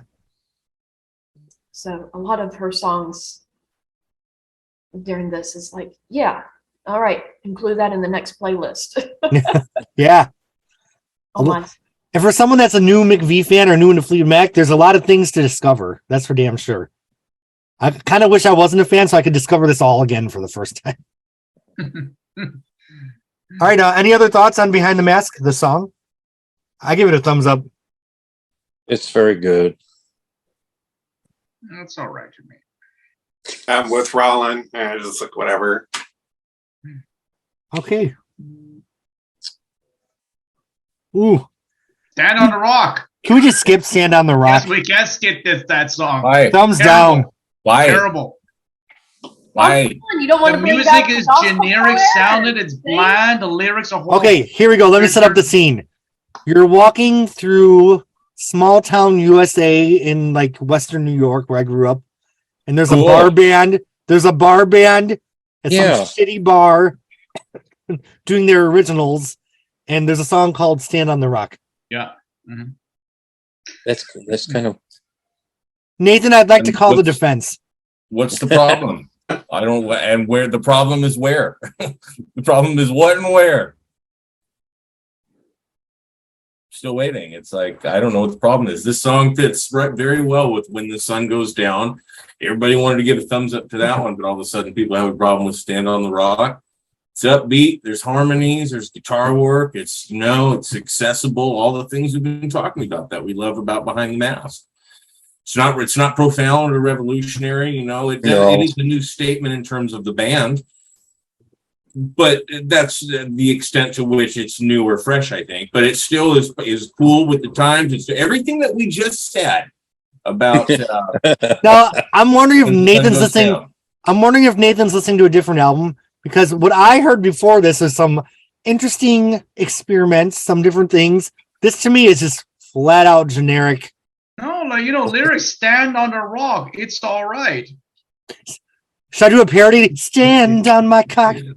It's a good argument, Roland. Okay, Alicia. Well, to me, since we're talking about Americana with When the Sun Goes Down, to me, this song brought out more the gospel side from the South. Okay. Oh, wow. This song definitely makes me think of kind of a good gospel choir to sing. Wow. They try to do some of that. And Alicia, I think I have an aha moment. I have the answer to fucking Nathan right here. And I'm sorry to interrupt you, Alicia, but Go. This is why the song is not good. Right here. I'm okay with white people doing Americana, but we do not need white middle-aged people doing gospel. Well, first of all, they were about 40, which I would argue is not middle-aged. I appreciate that. Okay, Alicia, take it back away. I'm sorry. Mm-hmm. Okay. Well, I mean,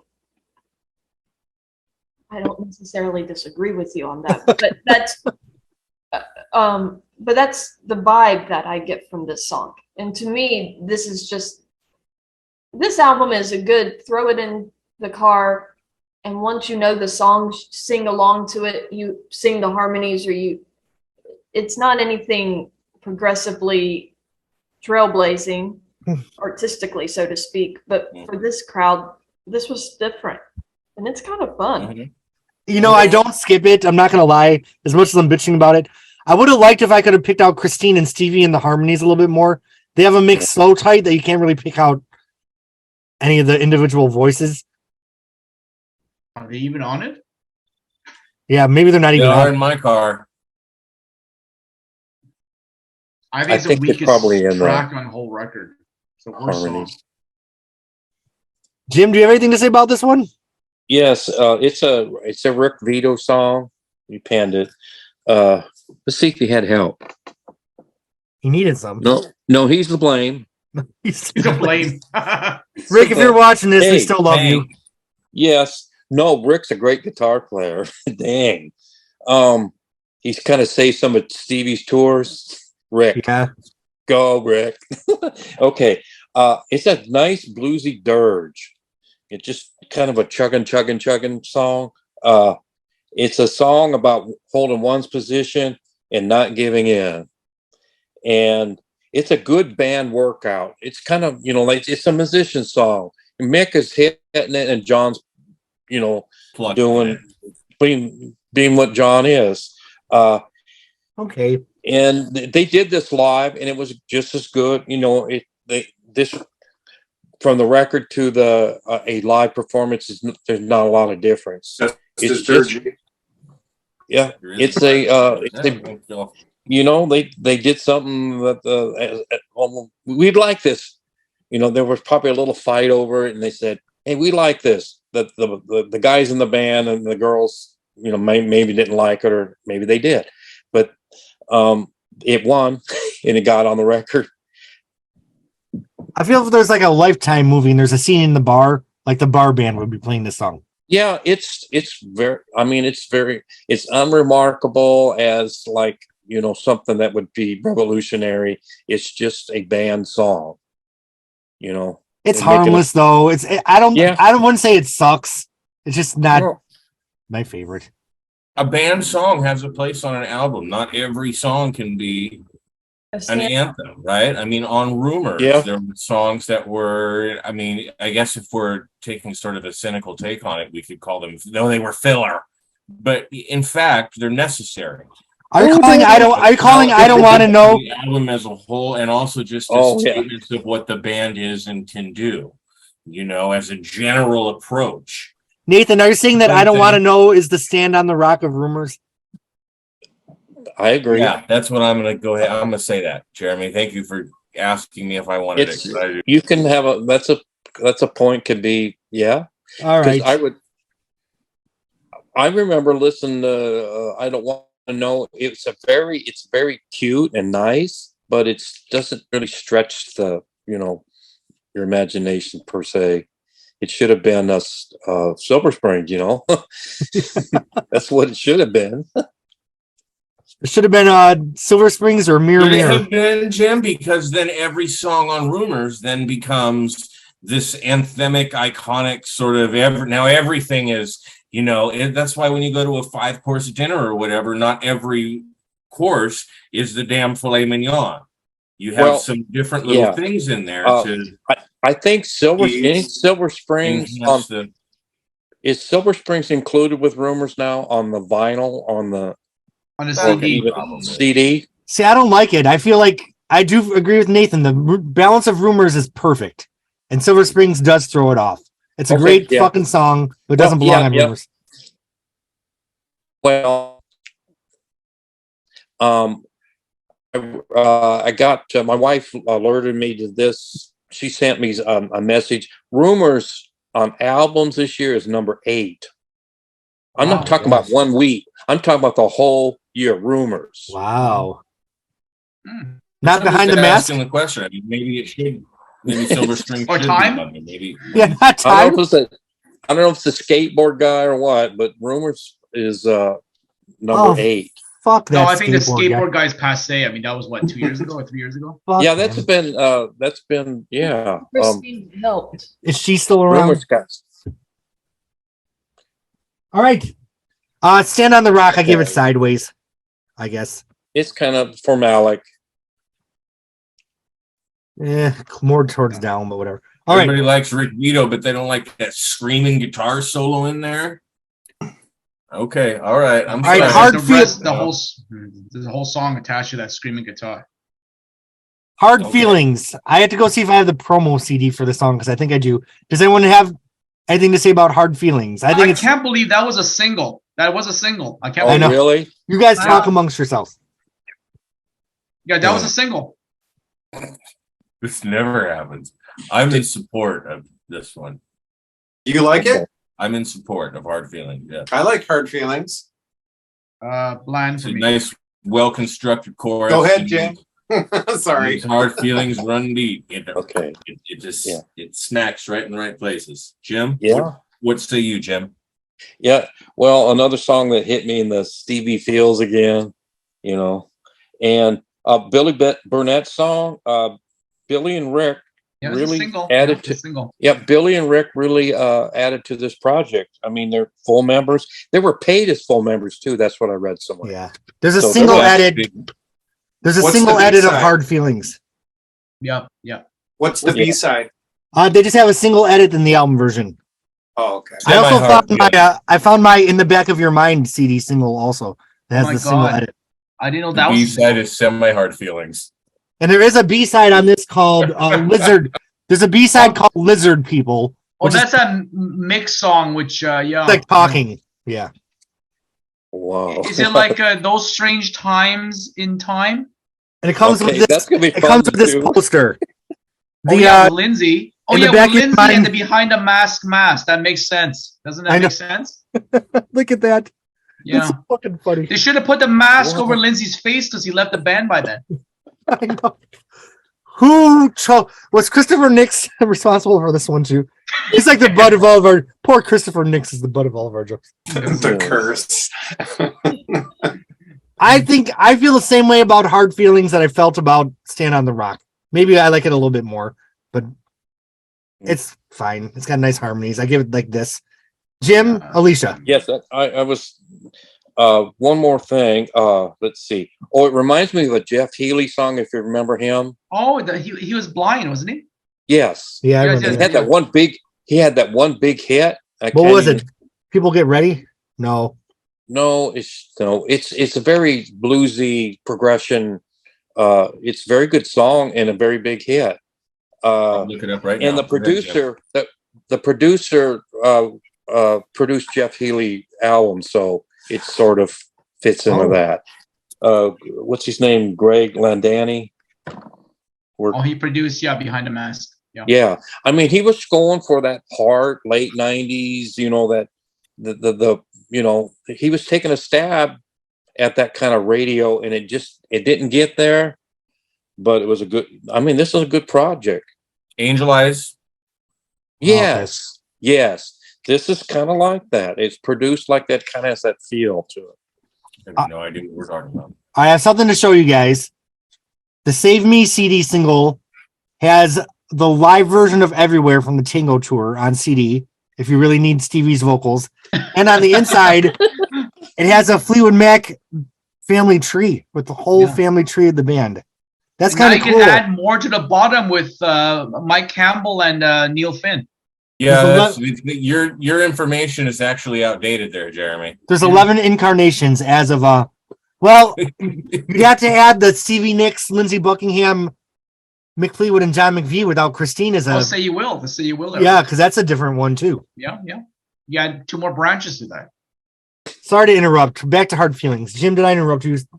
Don't No, kill me. I'm done with hard Okay. feelings. I have Alicia. no more hard feelings about hard feelings. Alicia, did you have something on this one? Yeah, I mean, it's a really strong song. The only thing I had was when I listened to it, I felt like it's maybe an extra minute longer than what I liked. It's when they start repeating the chorus over and over again at the end there. Oh, yeah. I was like, okay, they could have. How long is it? It's like 5 minutes long. Yeah, it's about That's long 5. for a song.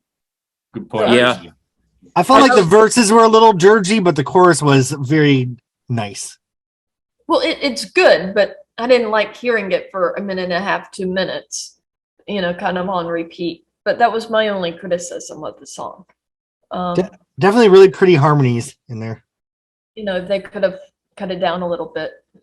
Well, Lisa, that's why you have to buy the rare CD single with the edit, because the album version is 4 minutes. Or wait, what is it? Sorry, guys. My 55. In reference to what Alicia said, I think it had to do with this CD era of the later 80s, because people were able to put more stuff on CDs. So artists really just expanded their songs, whereas back then you had 4 minutes Dreams, and even that was considered a bit long. Yeah. Now it's like 5 minutes, 6 minutes, because you can have the technology to make longer stuff on CDs. And people take advantage of that. And I understand that, but sometimes some songs, I know the artists like to do it, but sometimes it doesn't sound good for, Exactly. What about the people listening to it? Well, what about, for Christine, who usually writes so many upbeat songs, hopeful songs, what about this one where, the song is literally called Hard Feelings, not to mention the second verse where she says, the first thing I need is you out of my life. The last thing I need is your help, or something to that effect. It's pretty, she doesn't say the word "stuck it" in here, but that's kind of what she's saying. Christine singing this one? Oh, it's a duet, right? It's one of the guys. Billy Burnett wrote this. Yeah, Billy Burnett's on this one, not Christine. Yeah.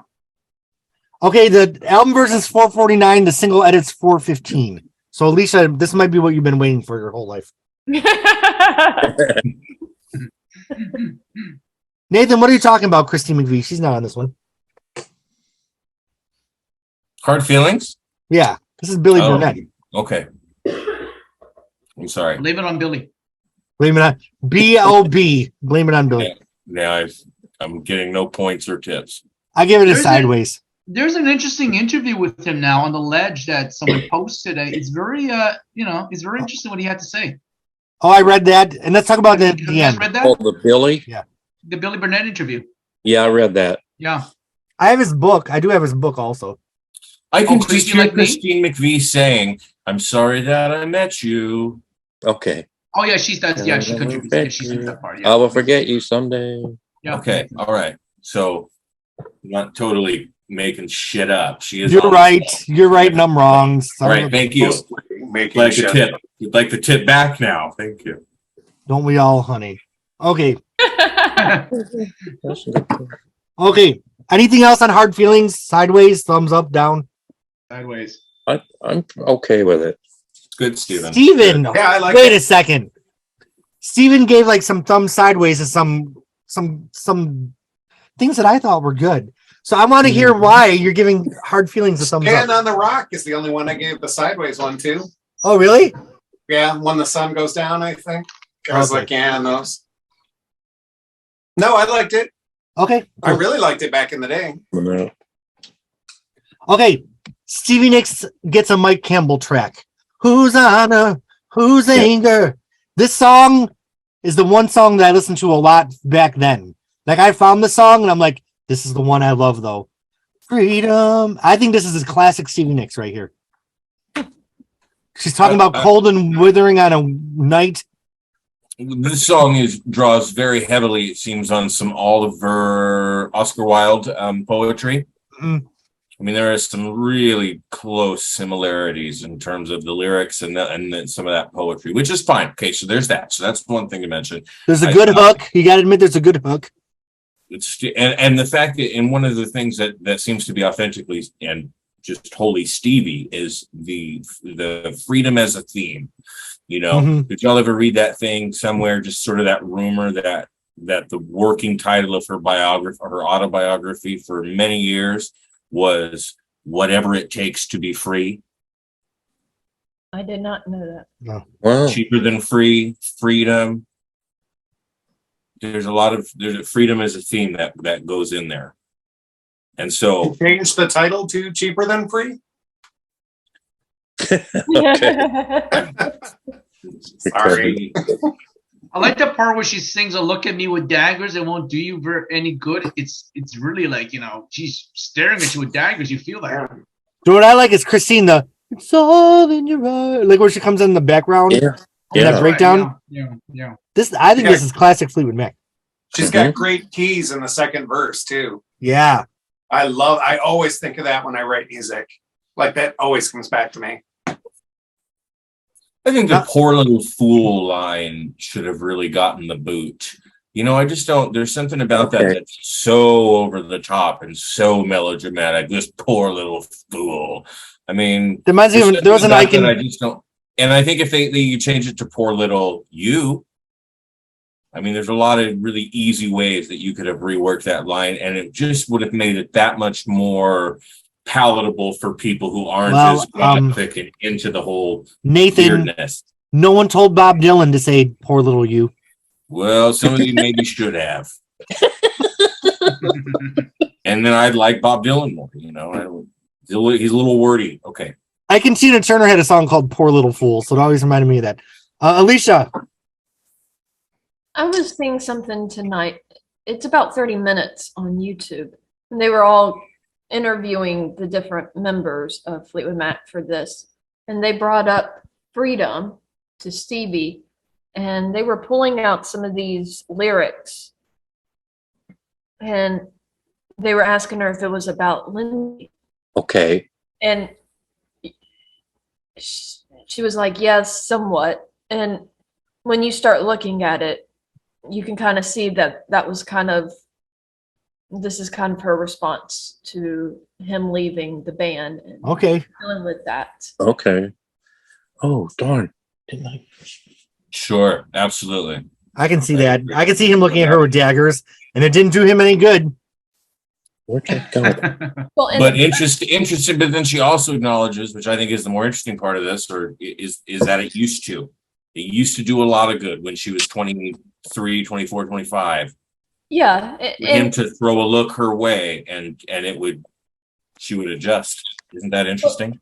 And then you also have that freedom. Well, we've never seen that. We've never really seen that side of her, except for maybe 5 minutes in 1975. We've never seen her adjust to Lindsay giving her a look, right? Right. Okay, thank you. Yeah. I thought it was also interesting with freedom. Well, it's a thing that is fleeting. That was what he was going for, was freedom. Freedom is standing next to you. So I thought that was interesting too. It's a very that is. So I like the line "cool and collected." She became that with time.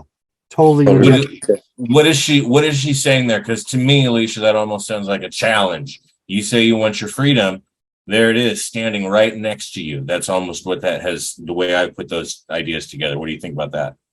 Yeah, well, she also goes back. You could also throw that back to dreams. What is it? I just did. You want your freedom? I just did. I don't know. I feel like Stevie calling Lindsay a poor little fool is so fucking bitchy that I love it. It's a little like, we'll just kick him right in the nuts. Fucking like poor little fool.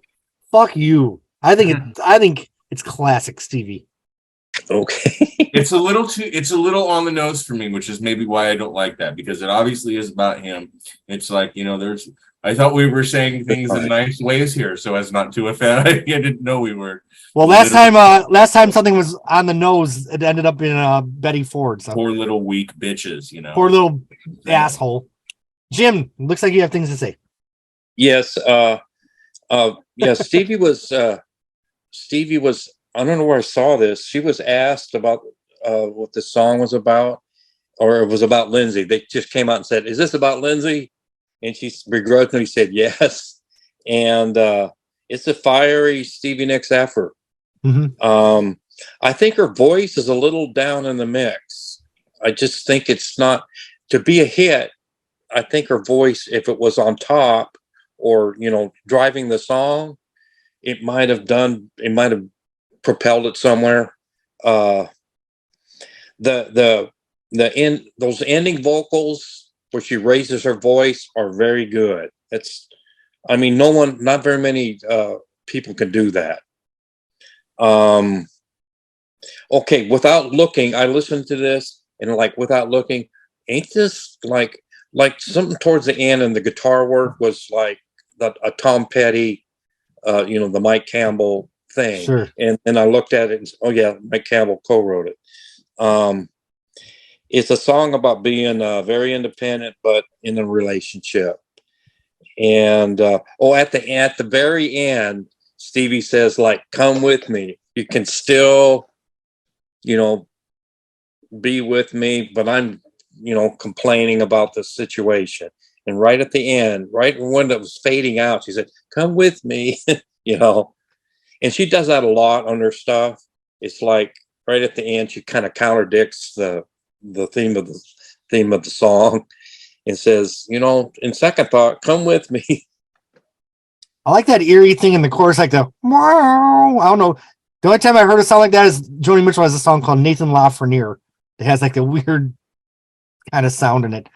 All right, anyone else? Freedom? I like the part where she sings "Cut Me Like a Knife" and then Mick goes "Doom doom" with a drum.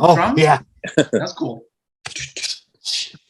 I love the Stevie songs where she gets feisty at the end and starts doing ad-libbing, and she doesn't really do that anymore. I guess she tried to with "I Don't Care," but we didn't care. We did not care. Okay, what's that? Freedom, thumbs up. All right. Yeah. It's good. It's it could have maybe been a rock hit. It might have been played on rock radio. I don't know if it was released at it. I don't know. There's another Freedom 90 out that year, so it might have had some competition. Yeah, but George Michael's. All right. All right. What's next? I don't even know this fucking album by heart. Freedom. Oh, When it comes to love. when it comes to love. Yes. Billy, Christine. Yeah. When this song came on, I'm like, oh, I forgot about this song. And now, like 2 hours later, I forgot about it again. So I don't remember hating it, but I remember it. Oh, it's like, do you know? Is that that one? How's this one go? When it When comes, it comes to love. When it comes to love, Oh, gotta treat it special. That one. I totally got it. Yeah. I'm back, baby. I like this one. I like the words Christine comes in and she goes, got to let the river flow. That part. She sings that by herself. It's a duet. I like this one more than Do You Know? I like this one. Yeah, I like it. I don't have a lot to say about it, but I like it. I think it's a good second to last song. Anybody else? Anyone else? Jim? Yeah. Alicia? Okay, Jim. Yeah. Me first. Yeah. Yep. Okay. It's a Billy with others wrote this. So, and Christine had some really nice vocals in this. And it's a song about like not forcing love. It's kind of like let it happen. Don't like don't hold on loosely. Yeah. Don't just don't put fences around this relationship, and it's gonna make it or not. It's a nice timeless lesson, Jim. It's a timeless, universally applicable lesson. Wouldn't you agree? Yeah, it's advice for people who don't know how to have good relationships. It's never easy, no matter what they say. Yeah. It's a nice mid-tempo. It's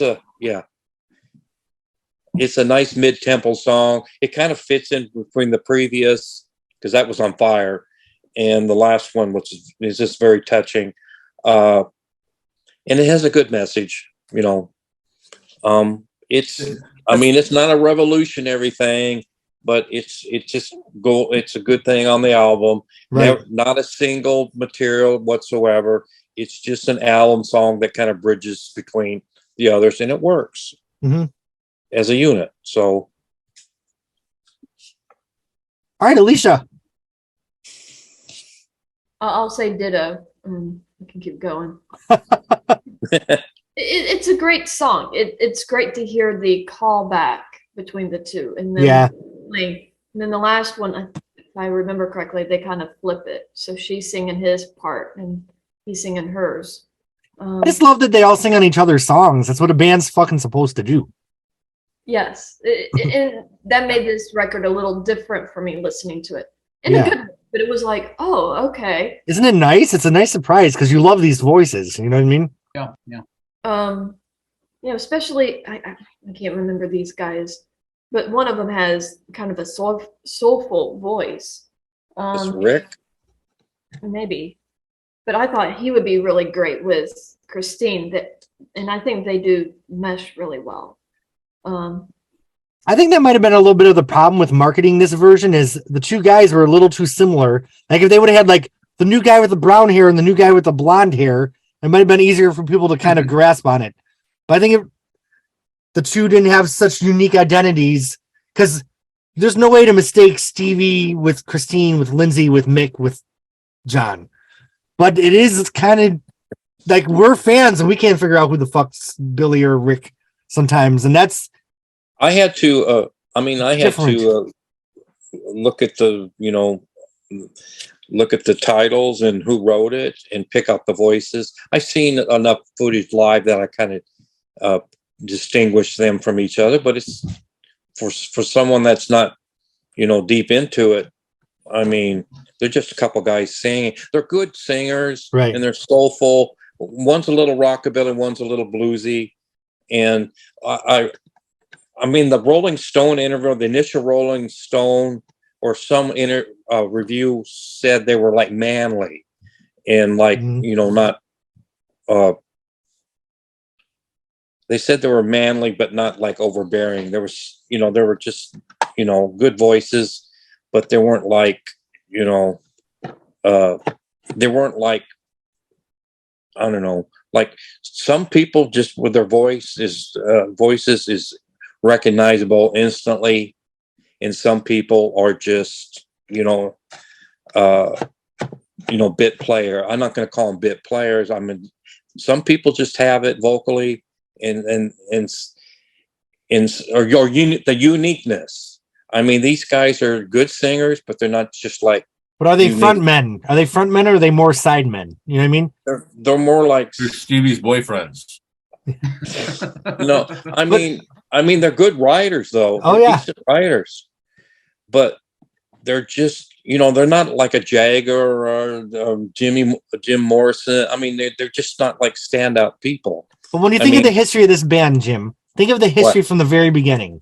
You would never mistake Peter Green for Jeremy Spencer, for Danny Kirwan, Right, for Bob Welsh, for even fucking Dave Walker. Like you knew There's a a song was the little- Dave Walker song on Penguin. now was- like Bare Trees, it's hard to kind of pick them out. I mean, is that Welsh or is that Kerwin? Really? See, Later I on, guess you so. kind of knew. I mean, they kind of developed a kind of their own style. all right. When So it comes to love. when it comes to love, thumbs up. It serves its purpose. Okay, Steven. We're ending with a Stevie Nicks Stevie Nicks song. So where With the woman's love, used to a Hollywood living the second time. I remember when I listened to the song when it came out, I just thought it was god awful. They When I should went lay back this and down. when I revisited it, I liked it the way I like some stuff on Street Angel. Like I This don't is think a fucking winner. Jim, this is a winner. you think it's a winner? I don't think it's a loser. I don't think it's her best. But I don't think It's kind of like her career at that time. She wasn't writing hits. This one's not really a standout. I put it alongside When I See You Again, honestly. You're kind of Goodbye, waiting. Baby. The second time. Yeah, I think it's Gold better Dust than When I Woman. See When You Gold Again. Dust, the original Gold Dust Woman on Rumors would have hung so well with the second time and the When I See You Again and the other two or three that we just mentioned. It's only now that it's become this. They all hang very well together. The ending song to the album on a down note, reflective. I don't know. I kind of put it there as about as strong as I Still Miss Those Blue Eyes. Goodbye, Baby. Oh my gosh. I think it fits in with her slow ending songs like She Loves Him Still. They're kind of almost, if you weren't That's a pretty- fan, undistinguishable from each other. I'm sorry, Nathan. If you're talking Stevie Nicks ending songs, this is much more of a Jane than a Gold Dust Woman. Okay. There. All In right, on the comparison spectrum to of them, I will give you that. Beauty and the Beast. I'd Sorry. rather listen to Jane. The good I'm old so forgotten sick of Gold Dust chimpanzee. Woman. If I never hear that again, it's cool. You'd rather hear Jane than Gold Dust Woman? Yes. You couldn't Really? pay me to sit through Gold Dust Woman ever again. I'm just done with it. Even with the crackhead dance? I'm done Which with is it. wearing thin, I don't actually. want to see it Crackhead ever dance is wearing again. thin. Especially with the crackhead dance. Yeah. See, my It was- friends it loved was- the crackhead dance in Tampa. It They was never fun saw at it. first, but then it just became like, it's all the same. Yeah. It's like, her performances now, I had to say, you see Stand Back, you see Gold Dust Woman, they're undistinguishable from each tour. There's no spontaneity. Yeah. You don't like where she sings, baby, baby, baby, baby, It is baby, different. The baby. first That's time- over in each tour. I mean, there's It no. is different, though. When They're all you- the when you same. see There's no it- spontaneity. when The you same see it in hand person, gestures. though- She's going to do this at this point. She's going to do But when that. you see The it in spin, person, when she's going to do the spin and how she's going to do the spin. So But boring. when you see it in person, you pick up different things that you can't really pick out in YouTube videos. I mean, there are differences there. And Very so you- subtle. Yes, she said Very 30. subtle. She said 30 They're not babies instead of drastically 29. different. No, it's the same. It is the same song, but there are differences that I think are worth pointing that out. Jim, I'm sure you'll agree that when you went and saw her, it was not the same Gold. It was different. Is it fundamentally different? No, it's still Gold Dust Woman See, I thought it Gold Yeah. Dust rocked on the last tour. I thought it was, I fucking loved it. in a way that it didn't on past tours, right? Yeah. Jeremy? I thought it shook That's my all. ball sack. Baby, baby, baby, baby. Can you feel me now? When I hear that pre-recorded orchestra, I'm just like, no, not again. Alicia, quickly, because I know we're not supposed to be talking about Gold Dust Woman. What did you think of the Gold Dust Woman on the last tour? Okay. I liked it, but I remember her hitting some really high notes for my Gold Dust. She does hit some high notes sometimes. She does. And Yeah. so to me, it felt somewhat different. Is that on YouTube? hard to If you pick pull up up The night you saw Charlotte, it? Charlotte. I don't I think. was Charlotte? Charlotte show. I don't, but it's like unless you get, which is not to discount anything you're saying, Alicia, but it's like unless you get just the right video from that Charlotte show, from the right row on the right person's camera, and it's got the full thing, and it doesn't shake too much, and it's got good sound. They were in the right spot in terms of where the sound waves were hitting them, so they get the little things in it that are different, so that it really comes through. Because you'll pick up that the ending of it's different, and all of a sudden it goes to the drums, or it's like a different sort of whatever, a percussion thing happening there. But you won't pick that up as readily if it's if it's just not the right one. Not even a bad one, but just not the right one. You either have to be there and see. That's my opinion on it. So I guess to Steven's point, I guess maybe it was that subtle. If it's only a needle in a haystack video. I was with But you my- could have 2 or 3 new songs in that time that it takes to do Gold Dust Woman. Oh, For do you really? example, the Soldier's Angel difference, you'll pick up easily. Holy shit. That was Yeah. Soldier's Okay. Angel was so fucking good. But Steven, Yes. do we really want to lose Gold Dust Woman and have what was the song about Martin Luther King? Show me the way. Show me the way? Yeah. Show me the way. Show me the way. Don't tell These me are we the want to lose options? Gold Dust Woman for Show Me the Way. Okay, the second time. Oops. Mm. The second time. I give it a thumb sideways. That's a Oh, I haven't- sideways song. Jim has things to say. I haven't gone through my spiel. Who- Stevie and Rick co-wrote it. It's a very pretty, touching song. I have a feeling this was kind of like written after a show. I mean, like when Lindsay at the Tango tour, they could have wrote this kind of after the show. It was kind of has a like a road winding down of the night, and maybe Rick and Stevie just wrote this in the It's good. It's a good song. where in a hotel room somewhere. I can't find like a demo, or then there's no live version, and I just who's this song about? Is it Lindsay or is it someone at that time? Could be about Or- their careers. What? It could be about their careers the second time. Like Yeah. Okay. Yeah. Yeah. Okay. You never look back. Or just a familiarity, familiarity with someone. You know, sometimes you can be It's- so familiar with someone that it can feel like, You know, the like second time. in Stevie's Feels- case, yeah. In Stevie's case, I'm kind of going back to the hit period or whatever. I've been just kind of waiting for like 3 albums, and she hasn't something that wasn't. There's no Landslide or no Edge of 17 and all those. They're good.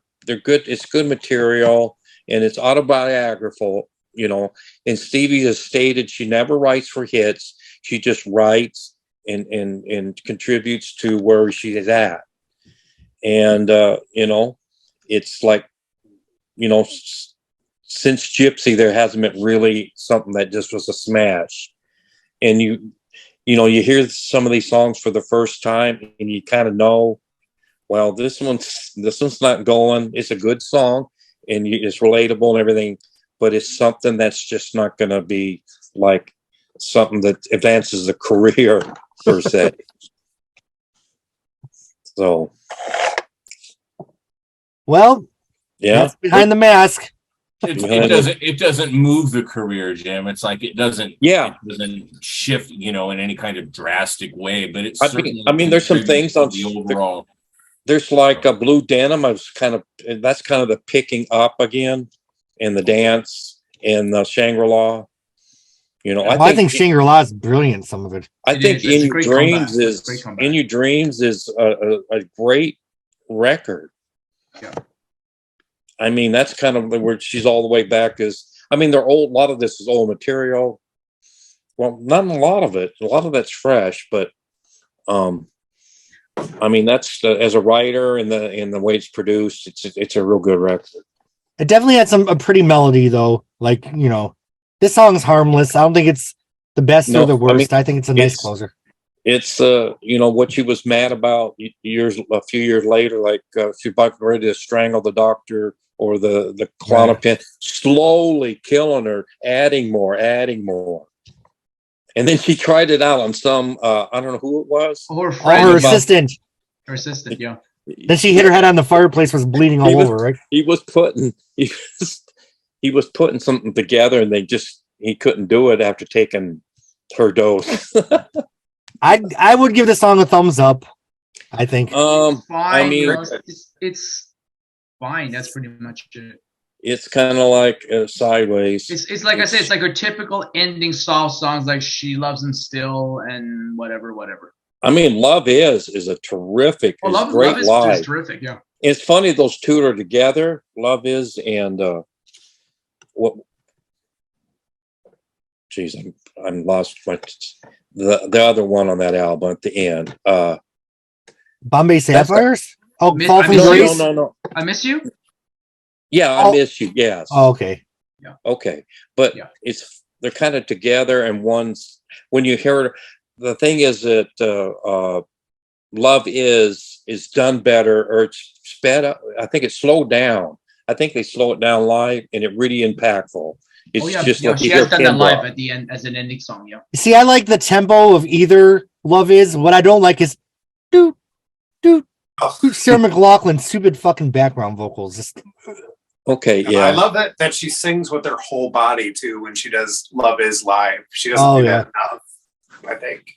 That's one of my. I love that fucking song, but we already talked about it. Sadly, can we just go talk about every Stevie Nicks album again from beginning to end?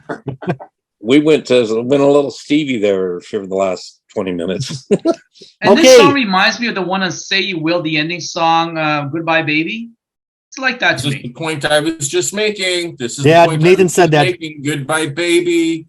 That wasn't. I love the Still. Best Woman is maybe the sort of the premium example. Was that here. Is that what we call the tower? On a down note, on a minor key, reflective, contemplative. That is the tower. And I felt like the tower was such a powerful piano demo. Yes, that's iconic. Which became like a crappy, like blasé Yes, Say You and they Will did- closing track. Oh, And they the did it. production. Ghastly. Oh, and they did. Oh my Yes. god! It was like Say You Will and Say You. What's the speaking of songs Smile that at You, Smile at You, and Say You Oh. Will that people didn't like. Oh, they songs that Lindsay- go on too long. Say You Will had a couple extra choruses I could have done without at the end. okay. Okay, but that's months now. Okay. Behind the Mask, we did it. The Yes. final episode of season 1 Phonogenics. Yeah. Let's do a recap. We discussed I think there's like 30 Joni Mitchell podcasts. We did a bunch of Prince. We did all of Madonna. We had a couple of Lana Del Rey. And we did all of Stevie Nicks, and we've done a lot of Fleetwood Mac. So this is the 81st episode. There's been 81 album discussions, and I think that's so cool. So thank you guys for being part of it. Mhm. But unfortunately or unfortunately, we still have a lot more work to do. So this group will be back for season 2. The Madonna crew is going to be back to talk about Janet Jackson, and Joni Mitchell is going to keep coming back to discuss the archives. So we're not actually losing anybody. We're just going to get a new Okay. group with the Blondie. We have a new group coming in. Blondie. Behind the Mask, scale of 1 to 10. We'll start with the upper right, Jim. Oh, okay. Alicia, was there anything more you want to say about the last song? I want to make sure I didn't skip you. No, not really. I Okay. mean, she gave a really good vocal for it. I Yeah. liked her vocal, but that's it. All right. Jim, Oh, we're grading this like it's like an 85 out of 100, 8.5 or a 8.5. 10. 8.5. Okay. Yeah, 8.5. Dr. Larner. Oh, between a 6 and a 7. Okay. Fine. Mr. Bravo. Hellman. 8. Okay. Roland. 6. A 6. The one who's been with me the whole time. Jim, were you on the Sharon. first one? Sharon. Let's do Belladonna. Yeah, with a new perspective. Because that was just me, Alicia, and this guy Colby that I never saw again. Colbius, he has like a lot of demos. Yeah, he Colbius did the Belladonna discussion. Sunday Alicia's been Ranch. with me since Bring him Belladonna.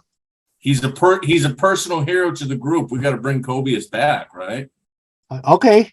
Is there anyone else you want to bring back from the podcast? We can bring everyone back. Whoever has the Gothic Trunk YouTube channel, they're also a treasure to us all. Alicia, Behind the Mask, scale of 1 to 10. I was over here trying to count the songs I really liked and then divide it, make it easier. I love that. almost scoring. If I can find it. Very scientific. Yeah, well, can I say like a 7 or to 8 somewhere in there? 7. Yep. 7.5. I mean, I liked the Stevie songs. They're not anything in her top tier by any means, but they're fun. Right now I'm getting into a lot of her Street Angel, and I've been playing on repeat the Alice, Juliet, and doing the best I can. Oh, that's such a fucking good trilogy right there. Oh, that's like her darkest. Oh, So this kind of sits well right now with me. okay. Save Me, Where is that? it's fantastic. So, and then in the back of my mind, it's such an epic song. So I think that's what, half of the album right there, and we haven't even done When the Sun Goes Down. And so I would say this is easily a 7. So 7 to 8. I'm going to give it a 7.5 also. I don't think it's legendary, but I don't think it sucks either. I think it's solid. I think it's a solid album. I think it's cool that they're still exploring new territory and they weren't defeated with Lindsey gone. I think it's a reputable effort with some really good songs. And I don't think there's anything that sucks on it. I don't think there's anything that sucks. I think maybe some of it's a little blasé or bland, but it's not bad. And there's nothing I skip when I'm listening. So Behind the Mask, we did it, you guys. Woohoo! Let's chat for 1 second before we all go away for the year. And I do have to say one thing while the recording's still on. I was listening to the Tingle in the Light Night expanded edition. Okay. And that fucking Juliet demo at the end where she gives that horrific vocal. Has anyone made it to the end where she's like, that was wonderful? Oh God. Oh God. You had to listen to it because I was cracking up. Okay. Thank you to my Patreon subscribers for keeping this afloat and making it not something that has to come out of my pocket. Thank you to everyone that's listening and subscribing and stuff. We're coming back for more, baby. This has been a success. In the first season, I have 499 subscribers on YouTube. That's not bad, considering I'm not really like hoeing myself out there. I just kind of drop little hints. If anybody would like to drop this on the ledge, I don't know where we drop it. Not yet, because Nathan hasn't come to visit me in Tampa. That's season 2, baby. Okay, we're going to pause, but we will be back next year. Much love to everybody.